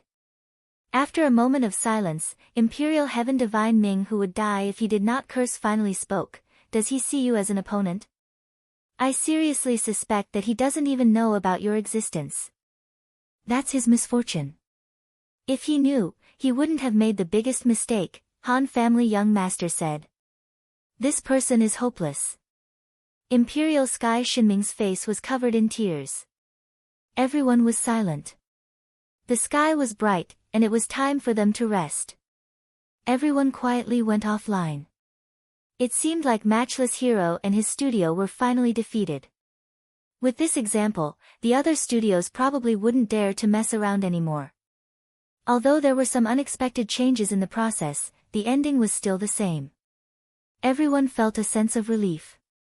The main characters all went to rest, but this activity wouldn't end so easily. The players in the game were active 24 hours a day. The all-nighters went to bed, and the early risers came. Once they heard about the story from last night, they repeated what the all-nighters did last night. Then came the afternoon party, then the night party, then the all-nighters again. The human flesh threads on the forum also made new progress after a day. There were players from the same city who went to Matchless Hero's place, but he was nowhere to be found.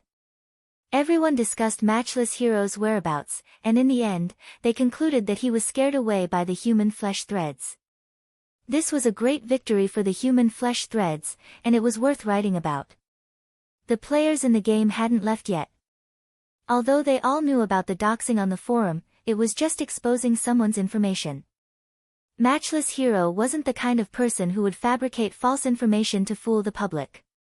His information was exposed. Although he would be harassed for it, in theory, it wasn't a punishment. The protesters were always targeting the gaming company. They knew that this was the god that could truly punish matchless genius and Inga, so they used the protesters to pray to God. With so many things happening, the gaming company wouldn't just sit there and do nothing. However, to the gaming company, the situation wasn't as serious as Qianli filling up a jail cell in a drunken stupor. Wasn't it just a studio that had angered the public? What was a studio? The gaming company wished that such groups didn't exist, but they couldn't be wiped out. Therefore, after years of development, they found a way to normalize studios. Now that there was a studio messing with the game, the gaming company didn't say anything and stood on the players' side. The next day, before noon, when the players were still protesting in the main cities, the gaming company had already made an announcement. The general content was, after investigation, Inky Studio is indeed a scumbag. Shut down, shut down. In an instant, the players were at a loss. Was this still a gaming company? Since when were they so efficient? Compared to how they usually took their time to complain to the GM and customer service, were they not on the same system? The game company had fulfilled the wishes of the players so quickly, leaving everyone with nowhere to vent their excitement. As a result, some people began to push their luck. Under the banner of being as black as the crows, they demanded that the other workshops be destroyed as well. The other studios panicked when they heard this. They tried to communicate with the gaming company, and at the same time, held promotions in the game in an attempt to win the hearts of the players. In the end, the gaming company made an unexpected move. That afternoon, the gaming company made another announcement, stating that they would seriously supervise the studios in the game and observe their performance. They wanted to see if they were like Inky Studio, unscrupulous in order to gain benefits. This announcement was rather long, and seemed to be a standard requirement for the studios. It seemed like it was just a formality.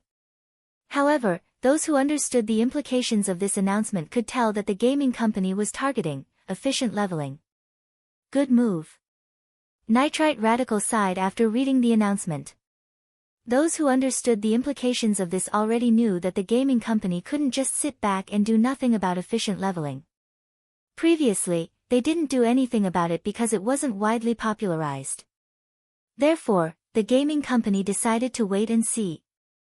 Now, with their studio's intervention, efficient leveling was instantly popularized throughout the game. Nitrite guessed that the gaming company wouldn't be able to sit still, and had been imagining what the gaming company would do to stop it. Now, he finally saw it. The gaming company was using this as an excuse to suppress Inky Studio, to stop their studio from using the efficient leveling method. This was a great move. What attitude did the players have towards efficient leveling? Were they happy or worried? The gaming company didn't even need to think about it, because they weren't directly facing the players, but the studios. Although the studios weren't the source of the efficient leveling method, they definitely wouldn't dare offend the gaming company. At this moment, with a high-sounding excuse to stop them from doing it, they could only listen. In the past, the gaming company could just spend some time and effort to update and fix the small monsters, and they could also stop it. In the future, if the studios weren't allowed to participate in this business, the promotion of the efficient leveling method wouldn't be able to reach such a global scale. People like Qianli, Drunk, and the others, without the resources of the studios, wouldn't be able to instantly popularize the 30 main cities like cloud soaring. To deal with them, the gaming company should have the ability to use technology to deal with them. This way, once the players realized that the efficient leveling method they learned was useless, there wouldn't be a second time. Unless Qianli, Drunk, continued to promote it for free in Cloud City. This was a completely different method compared to paying for it. It eliminated a lot of organizational work, and didn't require too many resources to popularize it. But the problem was, if it was free, then why would they do it? Take 100 years of experience, for example. If it wasn't profitable, he definitely wouldn't do it. Although Qianli, Drunk, had done it once, it was for a purpose, and he probably wouldn't do it a second time. If he was really someone who wanted to give the players some benefits, why would he be killing people in the game all day? Who would give the players such benefits? After thinking about it, Nitrite concluded that the efficient leveling method was really going to be destroyed by the gaming company. This move was really fast. Nitrite didn't expect that he would encounter such a big problem right after taking down Ing-Chi. If he didn't do the business of the efficient leveling method, it wouldn't matter to the other studios, but the large group of people he poached from Ing-Chi depended on this business. Now that it was stopped before it had even started, it would be very difficult in the future. No matter how difficult it was, he had to endure it. Nitrite suddenly clenched his fists as he thought about it. Because he knew that this day would come, he had set up in 30 main cities from the beginning and negotiated with other studios to sell the resources in his hands as soon as possible. At this moment, this part of the income was enough to support them for a while. The crucial moment had arrived. Whether cloud soaring would replace Ing-Chi as the #1 in the industry or collapse from indigestion depended on this moment. Nitrite clenched his fist and was smug.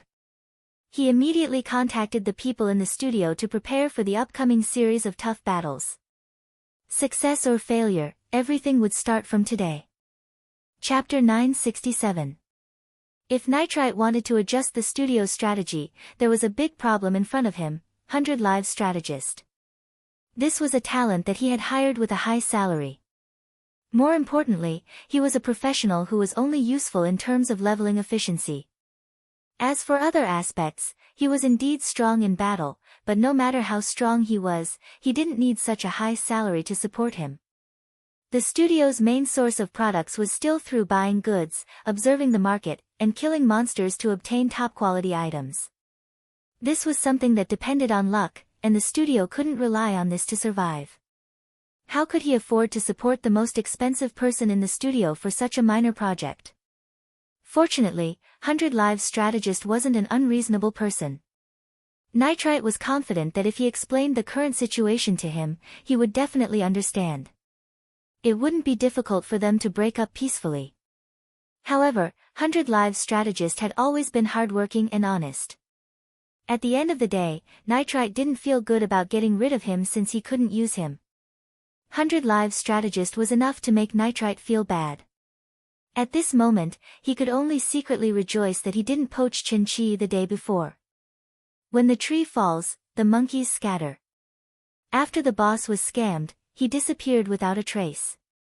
At that time, Nitrite Root was considering whether or not he should rope Ing-Chi over to his side so that he could control the leveling efficiency. He didn't do it because he hadn't found a way to contact Ing-Chi. Ing-Chi hadn't been online since yesterday. Nitrite tried many connections, but he still couldn't find a way to contact him in real life. Obviously, this was because 100 Live Strategist also regarded Ing-Chi as a key talent, so he hid it well and didn't give others a chance to contact him. Other than himself, no one else in 100 Live Strategist knew how to contact Ing-Chi offline. 100 Live Strategist's move ended up helping Nitrite, saving him the trouble of carrying a huge burden. At this time, Nitrite just needed to get along well with 100 Live Strategist. 100 Live Strategist wasn't online either, so he could only contact him offline. After Nitrite picked up the phone, a trace of hesitation flashed in his heart. The game company wanted to control the leveling efficiency. This was the answer he had come up with from the announcement. What if he was just being paranoid? He had already gotten rid of the 100 years of experience, but he realized that the business could still be done. Was he going to invite him again? Over and over again, Nitrite Radical blushed at the thought of it. It seemed that he was still not strong enough and had not cultivated his face to perfection. Am I being paranoid or not? Nitrite flipped open the web page and studied the game company's announcement again. After all, their Yinting studio had grown overnight because of the opportunity. In fact, their foundation was still very shallow. They didn't know anyone in the game company, so they couldn't inquire about the news.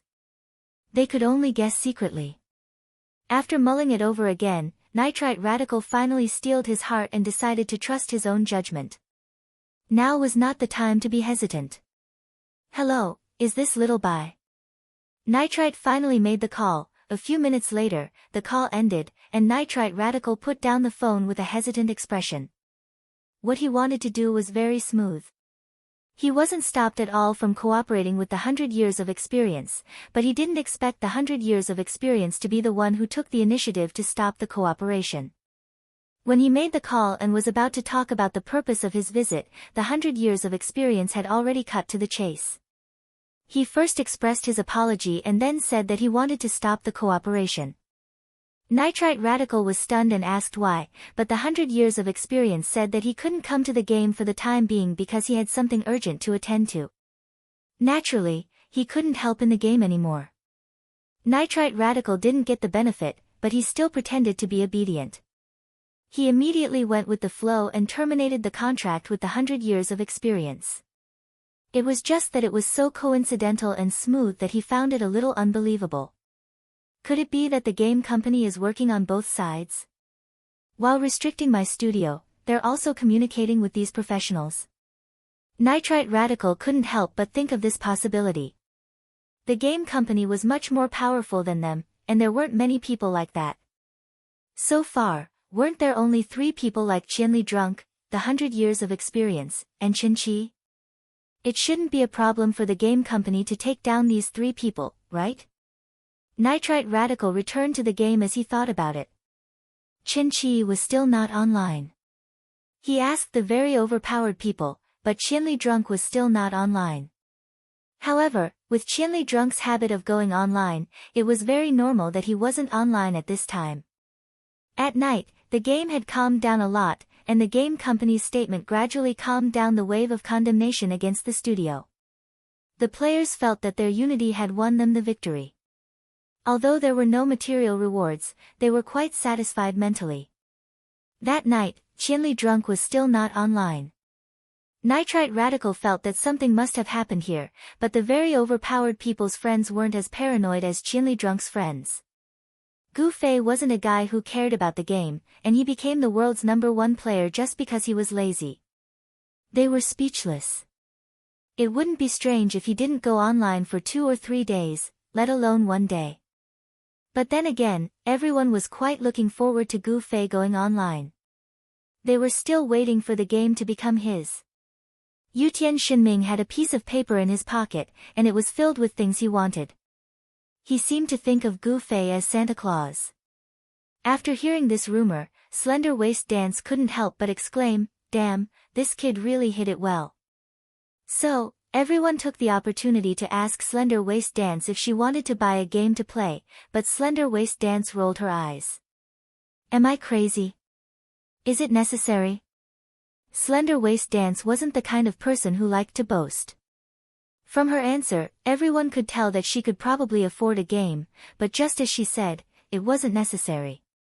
It was indeed a bit exaggerated to raise a cow just because he wanted to drink milk.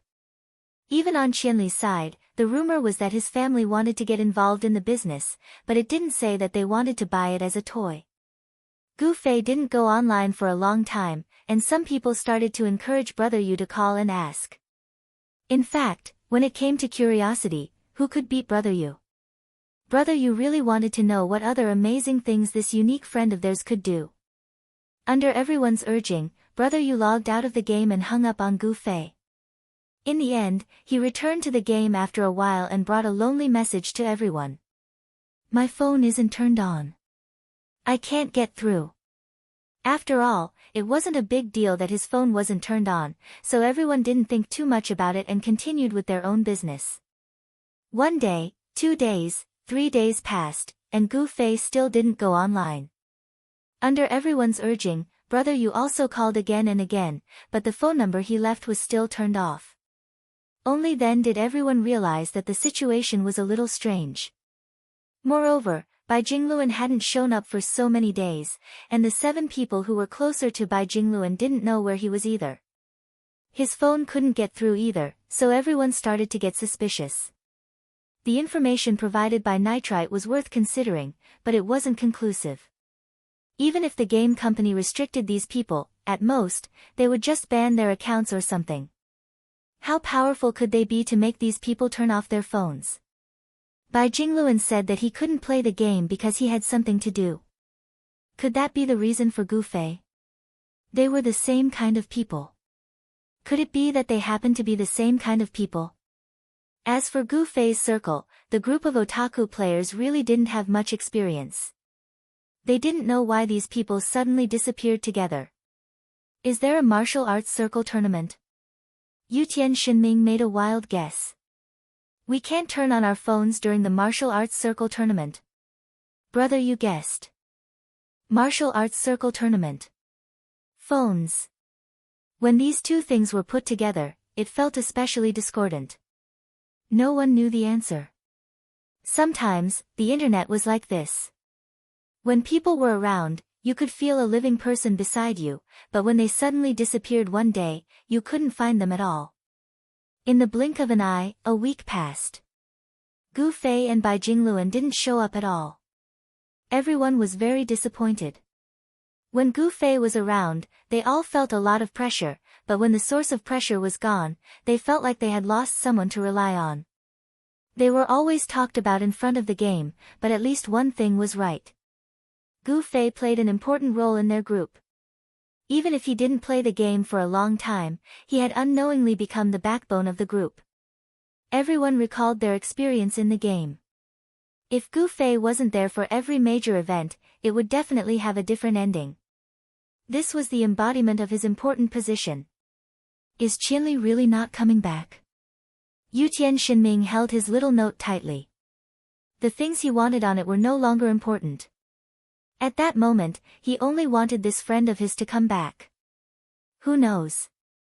It was rare that Unscathed in Battle didn't laugh at Yutian Shinming this time. He also looked at Yutian Shinming with a melancholy face. Hey, who's that?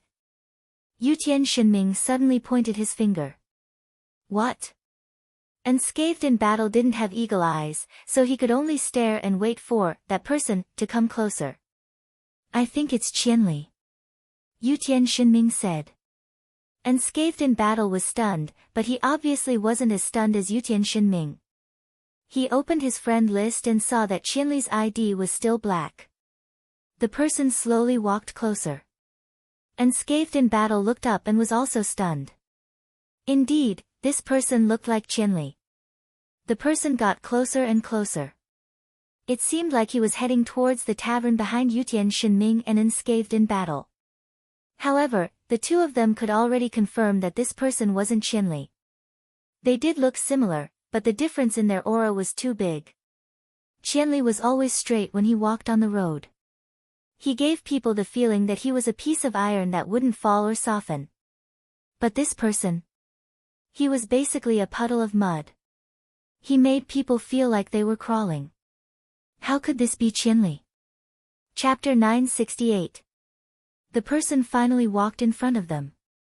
Unscathed in Battle and Yutian Shinming finally recognized this person. They weren't familiar with this person, but they had met once. Sword Demon introduced him as Qianli's cousin. Back in White Stone City, they had fought against a group of veterans called Hongqianixiao.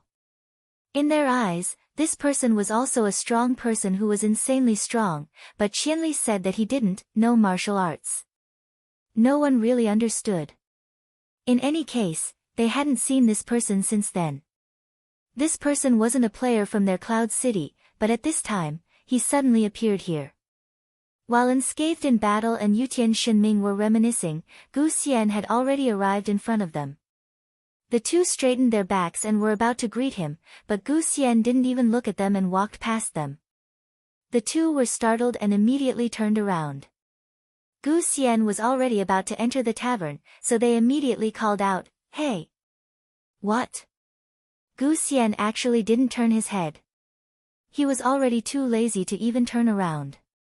Don't you recognize us? Unscathed in Battle said. Hearing this, Gu Xian was finally willing to turn around and look at the two. He then nodded his head, I don't recognize you. The two sweated and then said, we are Qianli's friends. Qianli is drunk. Oh. His friends? That's great, I was just about to find his friends. He said that he often appears in this tavern. Just ask the owner of the tavern and you'll know. It's true. Gu Xian was pleasantly surprised. What happened to Qianli? Unscathed in Battle and Yutian Shinming were shocked. Did something happen to Qianli? He couldn't enter the game and specifically called this family member over to greet them. He can't enter the game anymore. Gu Xian said. What happened to him? The two asked in unison. Let's go in and sit down and talk, Gu Xian suggested. After speaking, he had already entered the door. Unscathed in battle and Yutian Shinming looked at each other. Seeing how this cousin of Qianli was not in a hurry, it didn't seem like a big deal. As the two of them pondered this, they followed him in and quickly sent messages to Sword Ghost and the others. At this time, the private rooms of Little Ray's bar were all full. Gu Xian didn't pick a place and just sat at an empty table. He didn't ask for any drinks and just laid on the table with his arms crossed. Unscathed in battle and Yutian Shinming followed one after the other. They were no longer waiting for Sword Demon and of them. They just wanted to know what happened. Gu Fei can't enter the game anymore. Gu Xian looked at the two's questioning gazes and said it again. This was Qianli's real name. The two knew it, but they called him by his in-game name. Suddenly hearing his real name was a bit awkward, but they didn't care about it. They just quickly asked, why? Why can't he enter the game? I have something to do. I have to participate in the martial arts conference, Gu Xian said. Unscathed in battle and Yutian Shinming's jaws dropped. No way, is there really a martial arts conference? Yutian Shinming had just said it without thinking a few days ago. He didn't think it would actually become a reality. You guys know about it too? Gu Xian looked at the two of them in surprise. No, we were just guessing, the two of them said quickly. Then when is the conference? The two of them asked. I don't know the specifics. It's still in the fundraising phase. There are some technical details that need to be studied and adjusted, Gu Xian said. Studied and adjusted? The two of them felt that it was a bit strange to use this term for a martial arts conference. It's a rather special martial arts conference. It will use holographic simulation technology, but the technology used is a bit different from our current game. Gu Xian was lazy, too lazy. If he could speak half a sentence, he wouldn't say a single one. Unscathed in battle and Yutian Shinming asked a few questions, and he answered them as if he was squeezing toothpaste. If they didn't know that he was a master, Unscathed in battle and Yutian Shinming would have beaten him up a long time ago. Just like that, Sword Demon and the others arrived one after another. They continued to squeeze toothpaste until they finally understood what was going on. The Gu family wanted to buy the parallel world. This was just a rumor caused by a misunderstanding, but the Gu family did pay attention to this game, so it was real.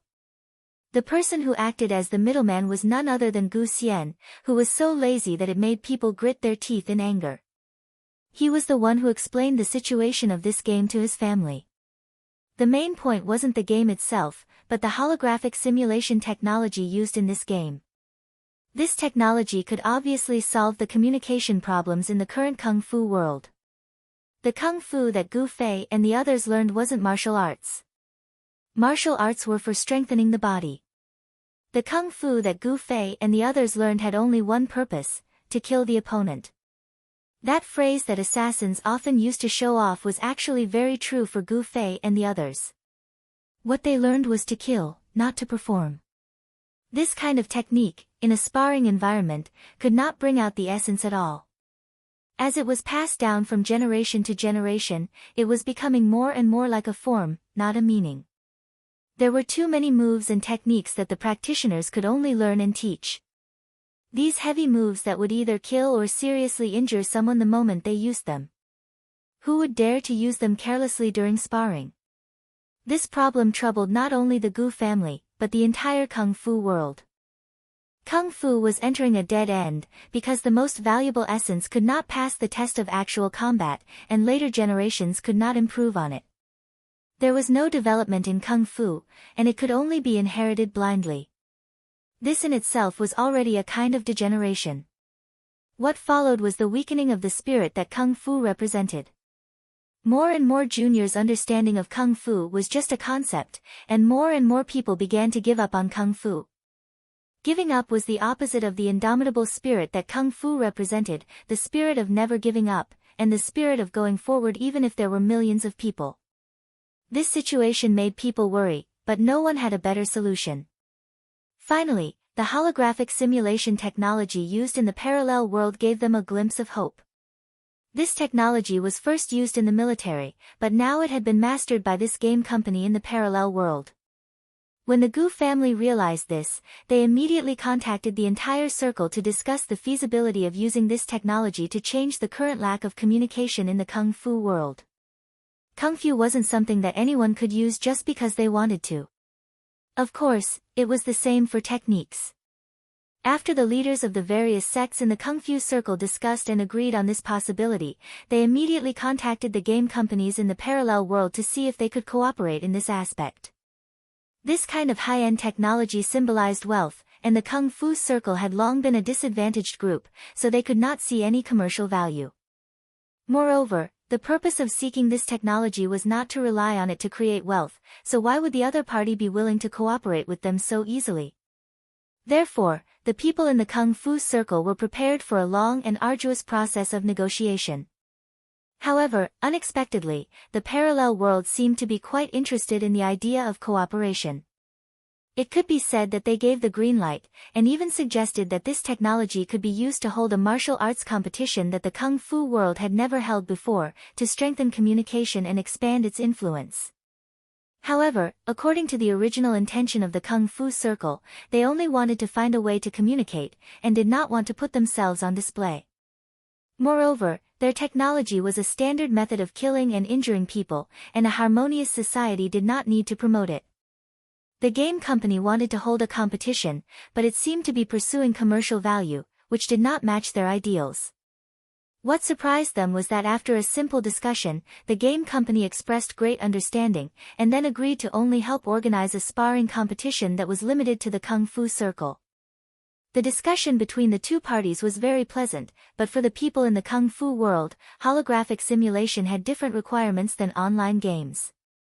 Online games used data to determine the quality of a character, but the Kung Fu world hoped that the system they participated in would use the quality of the person in the simulation to determine the data in the simulation, including strength, stamina, speed, and so on. Although this method was not the technical expertise of the game company, it was not impossible. Therefore, the two parties decided to cooperate, and the game company would be responsible for technical support, as well as the design of the virtual competition, and so on. Just recently, the game company had completed all their technical work, and the competition had entered the preparation and registration stage. On the day that Gu Fei went offline and called home to ask if his family wanted to buy a parallel world, he was hurriedly summoned home by his father and immediately grounded. Why was he grounded? To train in seclusion. What his father meant was that this was the real thing, and he had to prepare well before the competition. Gu Fei felt helpless, but also very excited. He also despised himself for being so slow this time. After playing the game for so long, he actually did not realize that the technology used in the game could be used to solve the current problems of the Kung Fu world. In the end, the first person to realize this was actually Gu Xian, who was regarded as the most useless person in his generation. It really made Gu Fei sweat. Train in seclusion. Gu Fei himself did not think that it was necessary. When had he ever put aside his kung fu? However, since his father had made such arrangements, he could only follow it. There was nothing to discuss. His phone and other things were naturally confiscated by his father, saying that he was afraid that he would be distracted. The extremely talented people finally understood the whole story. They looked at each other. After a while, Yutian Shinming beamed with joy. See, I told you.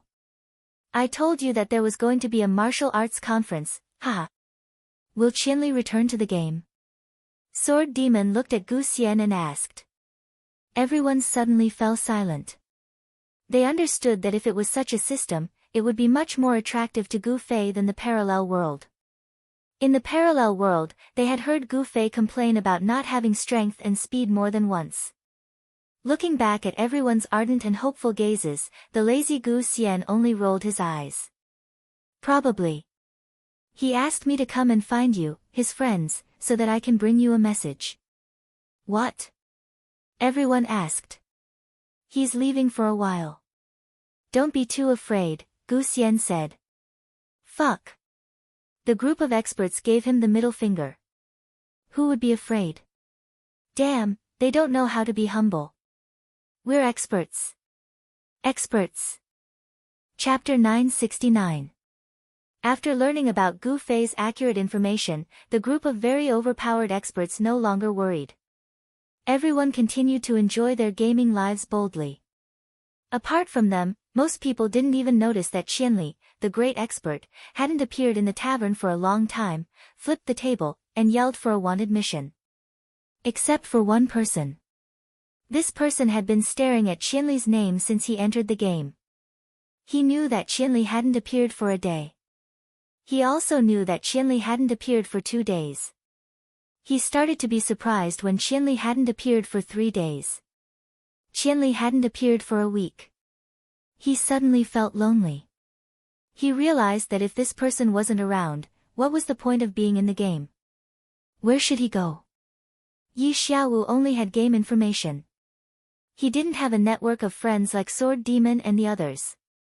No one would think to explain to him why Qianli had disappeared. Yi Xiaowu wandered around the game. He didn't know if Qianli, who hadn't seen him for a week, had really left the game.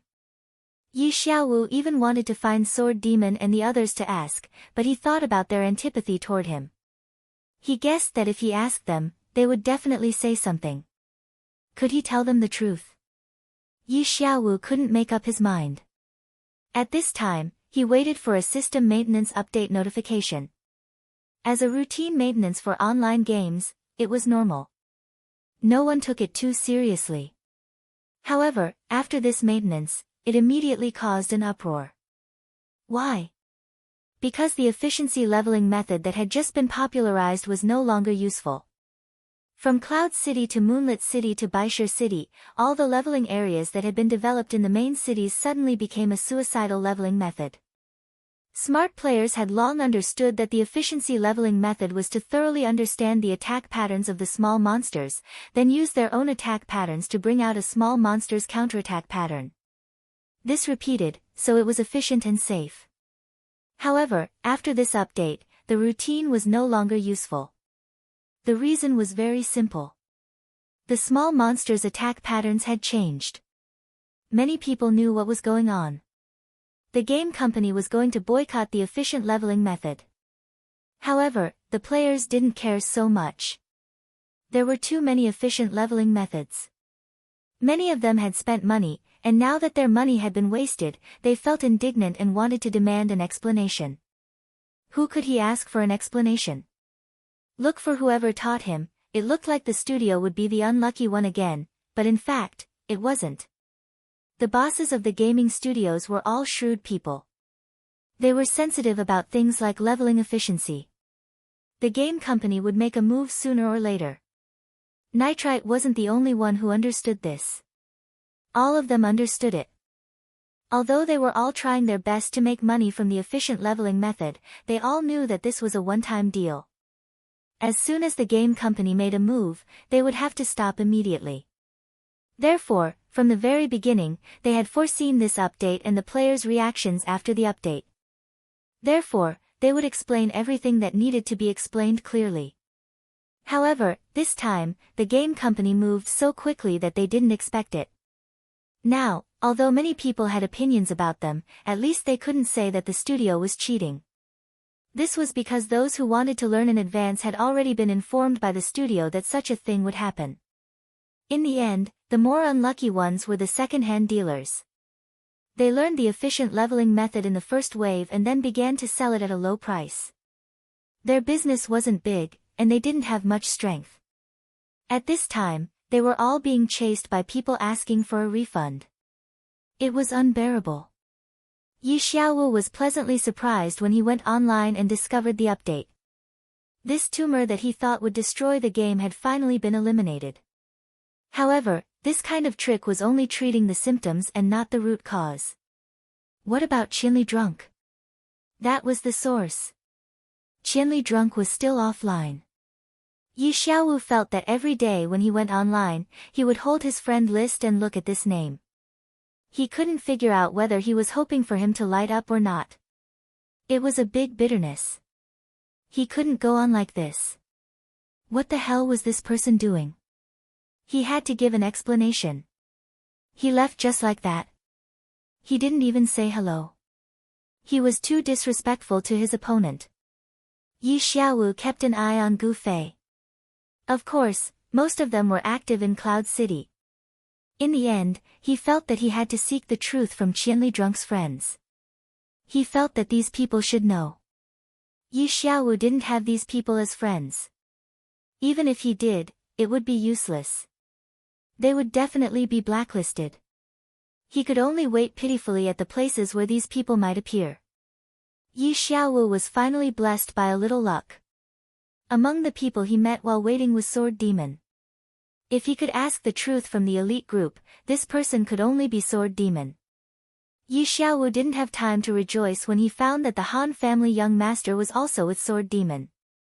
One was the person he wanted to ask, and the other was the guy who took the initiative to say that he didn't want to hear. Yi Xiaowu's face was full of tears. He found that he was simply in a dilemma. Just when he was still in a dilemma, the two people had already seen him. Han family young master pointed and said, "Look, it's that idiot." "What's his name again?" "Hongchen Yixiao." Sword Demon said. "Why are you still alive?" Han family young master said. "How vicious." Yi Xiaowu clenched his teeth. He really wanted to turn around and leave, but thinking about the endless dilemma, he finally stood up and took a deep breath. "Where's Qinli? I want to find him." Han family young master randomly took out something, wrote a string of numbers, and handed it to Yi Xiaowu. "This is... Aren't you looking for Qinli?" Han family young master asked. "Contact number." Yi Xiaowu was excited. What was going on? Did the heavens open their eyes or the earth open their eyes? How did Han family young master become kind? Yi Xiaowu hurriedly took it and hurriedly looked for a place to go offline. Sword Demon watched him leave and was puzzled. Qinli's phone call. No. Then what is it? How would I know? Yi Xiaowu held the precious number and began to try hard to remember it, but, is this a 0 or a 6? The 0 wasn't drawn very neatly. It was a bit too much like a 6. Is this a 5 or a 6? The 5 was written in a row and looked like a 6. Is this an 8 or a 6? The 8's head seemed a bit small and also looked like a 6. 6, 6, 6, why do they all look so much like 6? Yi Xiaowu broke down and stopped on the street. There were so many suspicious numbers. How many combinations were there? Yi Xiaowu was not stupid enough to go offline and try them one by one. Considering that this number was given by Han family young master, Yi Xiaowu had already concluded that he had been tricked again. Yi Xiaowu tried hard to calm himself down. Being tricked by that Han family young master should be expected. It wasn't worth getting angry, it wasn't worth getting angry, Yi Xiaowu stubbornly continued to wait. Waiting for someone who could let him understand. He waited for Unscathed in Battle. Unscathed in Battle swung him to the corner with a sword and continued to accompany the girl as they passed by. He waited for Yutian Shinming, who was 60 meters away. The person hadn't arrived, but the arrow had. Therefore, he was more than 600 meters away from Yutian Shinming in a straight line. He waited for Brother Yu. Brother Yu had already heard about it from those guys in the mercenary channel. Brother Yu had never been a simple guy. Brother Yu was also very sinister. Brother Yu didn't make a move. He quietly listened to Yi Xiaowu say that he wanted to find Qinli and get drunk. "I do have Qinli's contact number. I just don't know if you believe me." Brother Yu said. "I believe you." "Okay, 500 gold coins." You don't believe me again?" "AI." Brother Yu sighed. "I believe you." Yi Xiaowu clenched his teeth. He decided to gamble. The 500 gold coins were given to him. Brother Yu happily accepted it and quickly took out his notebook. "I didn't lie to you. This really is Qianli's number." Brother Yu wrote down the number. Thank you. But it's been turned off recently. Brother Yu tore off the page and handed it to Yi Xiaowu. Yi Xiaowu swore. If he wasn't a cleric, he would definitely fight with Brother Yu. He definitely would. The number is real. There will be a time when it's turned on. Brother Yu reminded Yi Xiaowu. He really wasn't lying. When does it usually turn on? Yi Xiaowu asked. I don't know. It hasn't been turned on for a week. Brother Yu said. Yi Xiaowu swore. He swore again. He really swore again. Actually, why are you looking for Qianli? Maybe I can help you. Brother Yu suddenly said. Yi Xiaowu was still swearing and didn't have the time to respond. Of course, I still have to pay. My information is never cheap. Brother Yu suddenly found the meaning of his life. Qianli hasn't been online since he got drunk, right? Yi Xiaowu asked. Brother Yu almost answered without thinking. Fortunately, he stopped himself. He hadn't received any money yet. If he answered the question, wouldn't that be a mistake? Brother Yu remembered the plot of some wuxia novels.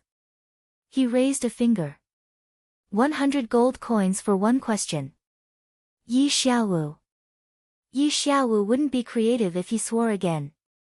He gritted his teeth and took out the money bag. But he changed the question. Where has Qianli been for the past week? He got a money bag. If he counted the gold coins now, it wouldn't look handsome enough. Brother Yu thought about it and didn't count it. He took the money bag and answered the question. He's busy. Yi Xiaowu turned around and left. He didn't have the ability to risk his life and he didn't want to be fooled anymore. He regretted not calling the broken water arrow. Otherwise, it would be enough to deal with Brother Yu. But Yi Xiaowu didn't expect that Brother Yu was the one who made him feel the most aggrieved this time. Don't leave in a hurry. Next, you can ask, what's he busy with? Won't you get what you want to know soon? Brother Yu knew that Yi Xiaowu was against Gu Fei. So, he had already guessed Yi Xiaowu's intention to ask about Gu Fei. Yi Xiaowu stopped again. The corner of his mouth twitched a few times. Finally, he turned around and asked, what's he busy with? He threw a money bag over. Martial arts tournament. Brother Yu said. Martial arts tournament? Yi Xiaowu was puzzled. What's the problem? Brother Yu asked. A money bag. The game company used virtual technology and cooperated with the Kung Fu world to hold this tournament. Brother Yu said. Yi Xiaowu was stunned. Butterfly knot, the story has ended. There will be no new developments. What you will see is everyone's fate. The new book can't be presented for the time being because the beginning has always been weak. It's being revised. Like Yi Xiaowu, suffering. Chapter 970. Brother Yu was still trying to get more gold coins from Hongchen Yixiao, but he didn't expect that Yi Xiaowu would lose his soul after the news of the martial arts contest spread. Brother Yu almost pulled his ear and said, hey. Sorry, thank you. Yi Xiaowu suddenly came back to his senses, took out another money bag, gave it to Brother Yu, and left in a daze. This. Brother Yu was puzzled. Why did he suddenly give him another money bag? Service fee? Tip? Was this guy crazy? Brother Yu opened the money bag and found that there were 100 gold coins in it, so he left happily without studying the answer. Martial arts contest. Walking on the street, Yi Xiaowu was in a trance. Compared with ordinary players like Brother Yu, Yi Xiaowu, who came from a gaming company, could see the deeper meaning of this martial arts contest. The gaming company didn't turn a blind eye to these professional warriors who were so powerful in the game and could come up with efficient leveling methods. They also didn't want these people to be the focus of the game, to strike the confidence of ordinary players, and to destroy the original rules of the game. Yi Xiaowu chased after Qianli all day long and talked about balance, trying every means to harmonize this guy's strength, but the result was the opposite of what he wanted, and he only made a fool of himself. What about the gaming company? They didn't talk about this at all. They just used their simulation technology to hold a martial arts contest for the warriors and caught them all in one fell swoop. Yi Xiaowu only wanted to stop Qianli from getting drunk, and he always thought that Qianli was against him when he got drunk, but he never thought about what Qianli wanted and what he pursued when he got drunk.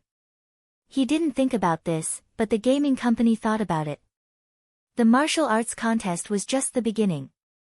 As long as this martial arts contest was successful and satisfied the warriors, the cooperation in this area could continue.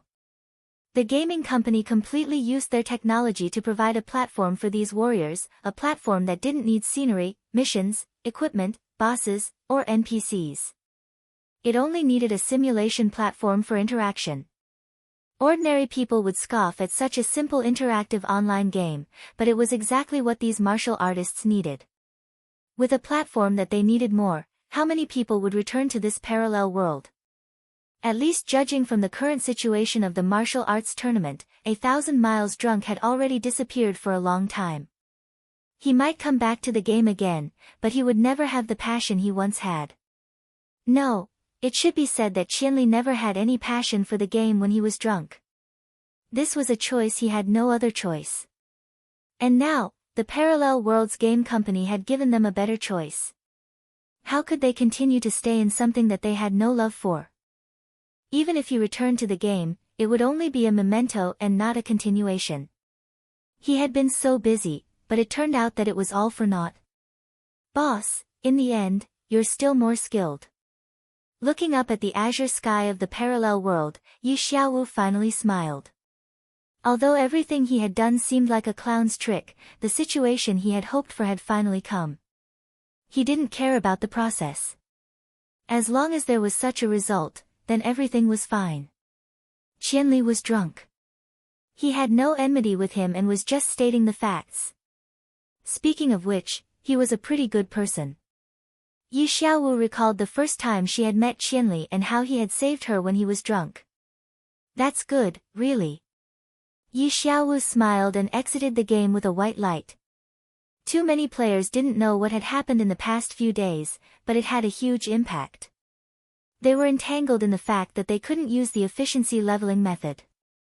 They scolded and complained, but in the end, they could only let it go. Some people went to the studios to ask, but all the studios said that the business was over. The players in Cloud City, on the other hand, were looking forward to their great master, Qianli, getting drunk and popularizing it for them. As the days passed, the things that everyone hoped for did not happen again. Everyone gradually began to forget about it and continued their daily life of leveling, farming equipment, and completing quests. The guilds in Cloud City were very overpowered and developed rapidly. Recently, there were no more chores to cause trouble for them. The guild had entered a stage of steady development. The number of applications to join was very overpowered. Not only were there players in Cloud City, but there were also experts from other main cities. Many of them were old friends of Sword Demon and the others. Unsworn Sword could only be envious and jealous of this. His Unhindered was only known in Cloud City. Outside of this main city, even ghosts wouldn't know who they were. After the top experts like Sword Demon and the others began to focus on developing the guild, their network was further developed. Although they still didn't have the high-level scale of Unhindered, when it came to the number 1 guild in Cloud City, no one would say Unhindered anymore. It was very overpowered. Every day, the great experts had to lead their teams to level, farm equipment, complete guild quests, and stand up for their little brothers who caused trouble. They were all as busy as dogs, and the leisurely mercenary group life in the past never returned. Occasionally sitting together, they would also miss that leisurely time. However, for the current situation, they didn't feel bored. This was another way of playing the game. They didn't play this way before, but it didn't mean they didn't like it. However, Qianli, the treasure of the guild, had not returned since he left before the tournament. Many newcomers who had just joined the guild hoped to see this god in person. This made Sword Demon and the others feel very awkward. They also hadn't seen this boss for a long time. Qianli, the great expert, hadn't come to the game for a long time. This situation was finally noticed by Unsworn Sword and the others. After a long time, once the scars healed, they would forget the pain. Unsworn Sword was originally very envious and jealous of Unhindered. Seeing that Unhindered didn't have Qianli, he felt that the difference in strength between the two sides wasn't too big, so his mind started to move again. He thought that he couldn't just sit back and watch Unhindered grow stronger. Thus, there began to be some small friction between the two sides. When the higher-ups of the guild met, Unsworn Sword, this kid, used the relationship he had built up in the past, and even said it was a misunderstanding. Sword Demon was a kind person, and Unsworn Sword just wanted to build up a relationship, so he didn't say much. But not everyone was as kind as Sword Demon. In one of the small conflicts in the leveling area, Unhindered foresees 2 leveling teams with a total of 24 people, as well as 3 nearby leveling teams that came to support, a total of 58 people, were all wiped out by Unhindered foresees. Some were even chased afterwards. This new force that Unhindered foresees cultivated was like a newborn calf that wasn't afraid of tigers. They forgot some of the rules of their guild leader and actually provoked the leveling team led by Yun Zhongmu in the leveling area. Such a large-scale conflict naturally required the higher-ups to sit down and negotiate. When Han family young master shook Unsworn Sword's hand and said, "It's all a misunderstanding, it's all a misunderstanding," Unsworn Sword could only cry. Both sides still didn't shed all pretenses of cordiality and continued to play around all day. High-level meetings. The other guilds in Cloud City would help this one day and say that the next. One moment, they would help the other, and the next, they would help the other. This was how the game was. There was no right or wrong. Everyone enjoyed all kinds of messy disputes, and no one dared to say that they could completely defeat the other. Wasn't it just a game? Thousands of times they fell and thousands of times they stood up from the resurrection point. However, as the disputes continued, there would always be a time when they escalated. The recent losses caused Unsworn Sword to lose his cool. He decided to launch an attack of a higher level, to give the very overpowered core party a bit of a hard time. As for how serious the consequences of this attack would be, Unsworn Sword didn't care anymore, because he wasn't calm right now. Everything was changing. Little Ray's bar was a very overpowered stronghold, and this had never changed. Sword Demon, Han family young master, unscathed in battle, Brother Yu, and Yutian Shinming. The fifth elder was sitting in the room when he heard a commotion outside. Yutian Shinming, who was by the door, stuck his head out to take a look, then pulled back and said, "So many masked people, it's that brat Unsworn Sword again." Unscathed in battle said, "Yesterday, Old Yun massacred another 50 people." Yutian Shinming said, "Sigh, I've already hinted to him that if he wants to cause trouble, he shouldn't go to Old Yun's place. He's already suffered once, why won't he listen?" Brother Yu sighed. "People think you're being pretentious." Unscathed in battle said, "Fuck, when has my brother Yu ever been pretentious?" Brother Yu stood up and said, "Your name is pretentious enough, everyone calls you brother." Unscathed in battle said. The 5 of them were still arguing when Little Ray sent a friendly message, "We're almost at your door." Little Ray was a professional businessman, so he wasn't panicking at all. He laid down on the bar counter and counted how many tables he had flipped so that he could calculate the bill. At the same time, he was also giving people a little convenience. "We don't need to call for help, right? We'll be fine after a while." Unscathed in battle said, "Yeah, we're almost there." Brother Yu also nodded. The 5 of them lifted the curtain and rushed out of the private room. As expected, there was a group of masked people outside. They were thinking about how to attack, but when they saw the 5 of them rush out, they didn't say anything else. The 5 of them, who had been through hundreds of battles, didn't panic even though they were outnumbered. They each stood in a good position, leaning against the wall to prevent themselves from being surrounded. The masked people couldn't take down the 5 of them in a short amount of time. They knew that these people were OP and that reinforcements could arrive at any time, so they were very anxious. Just as they were about to start killing, they suddenly heard someone enter the tavern and say, "What's going on?" I haven't been here for such a short period of time and the atmosphere has become so bad. The masked people turned around and saw the person who had come. Half of them were already petrified, while the other half were like the legendary newborn calves. With one glance, they saw the word "rebel" on the chest of the person who had come. Without another word, they rushed forward. "Io, this time it's too much." Even little Ray couldn't bear to watch this scene and closed his eyes. Out of the 6 people who had surrounded them, 3 of them were instantly killed. Those who were fast always ended up in tragedy when facing this person. Following that, this person had already arrived at a table in the tavern in a flash. He pointed at the 5 people who were defending against the enemy in the corner and laughed, "This really won't do. Without me, it would be this bad." The faces of the 5 people instantly darkened and they all raised their middle fingers. "I told you that we don't need to wait for him.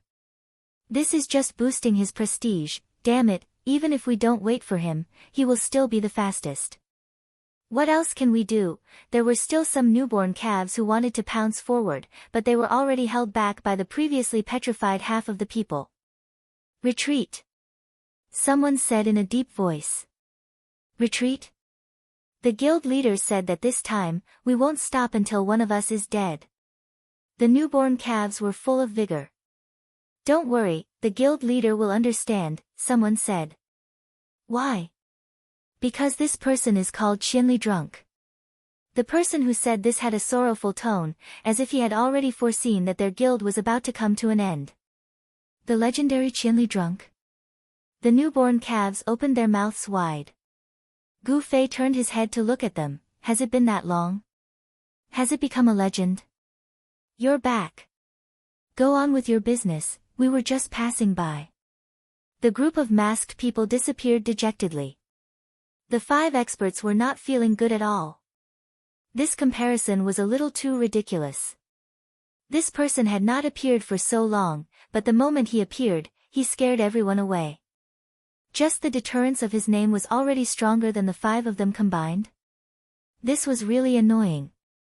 "Come down, he has already left, why are you still standing on the table and posing?" Han family young master threw a wine bottle at Gu Fei's feet. Gu Fei's eyes and hands were quick, and his strength was also just right. He swung his sword and the wine bottle flew. Han family young master's reaction was not slow either. He quickly retracted his head and avoided the tragedy of his head exploding.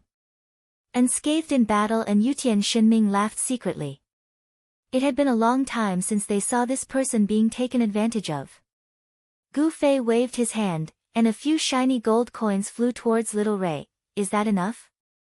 Little Ray caught the gold coins and shook his head repeatedly. "Actually, I don't want to see you. If you were here, the excitement would end too quickly." "Of course, I've become a legend," Gu Fei said. "What about the tournament? How is it?" Sword Demon asked. "Of course." Gu Fei smiled, "Of course it's the best in the world."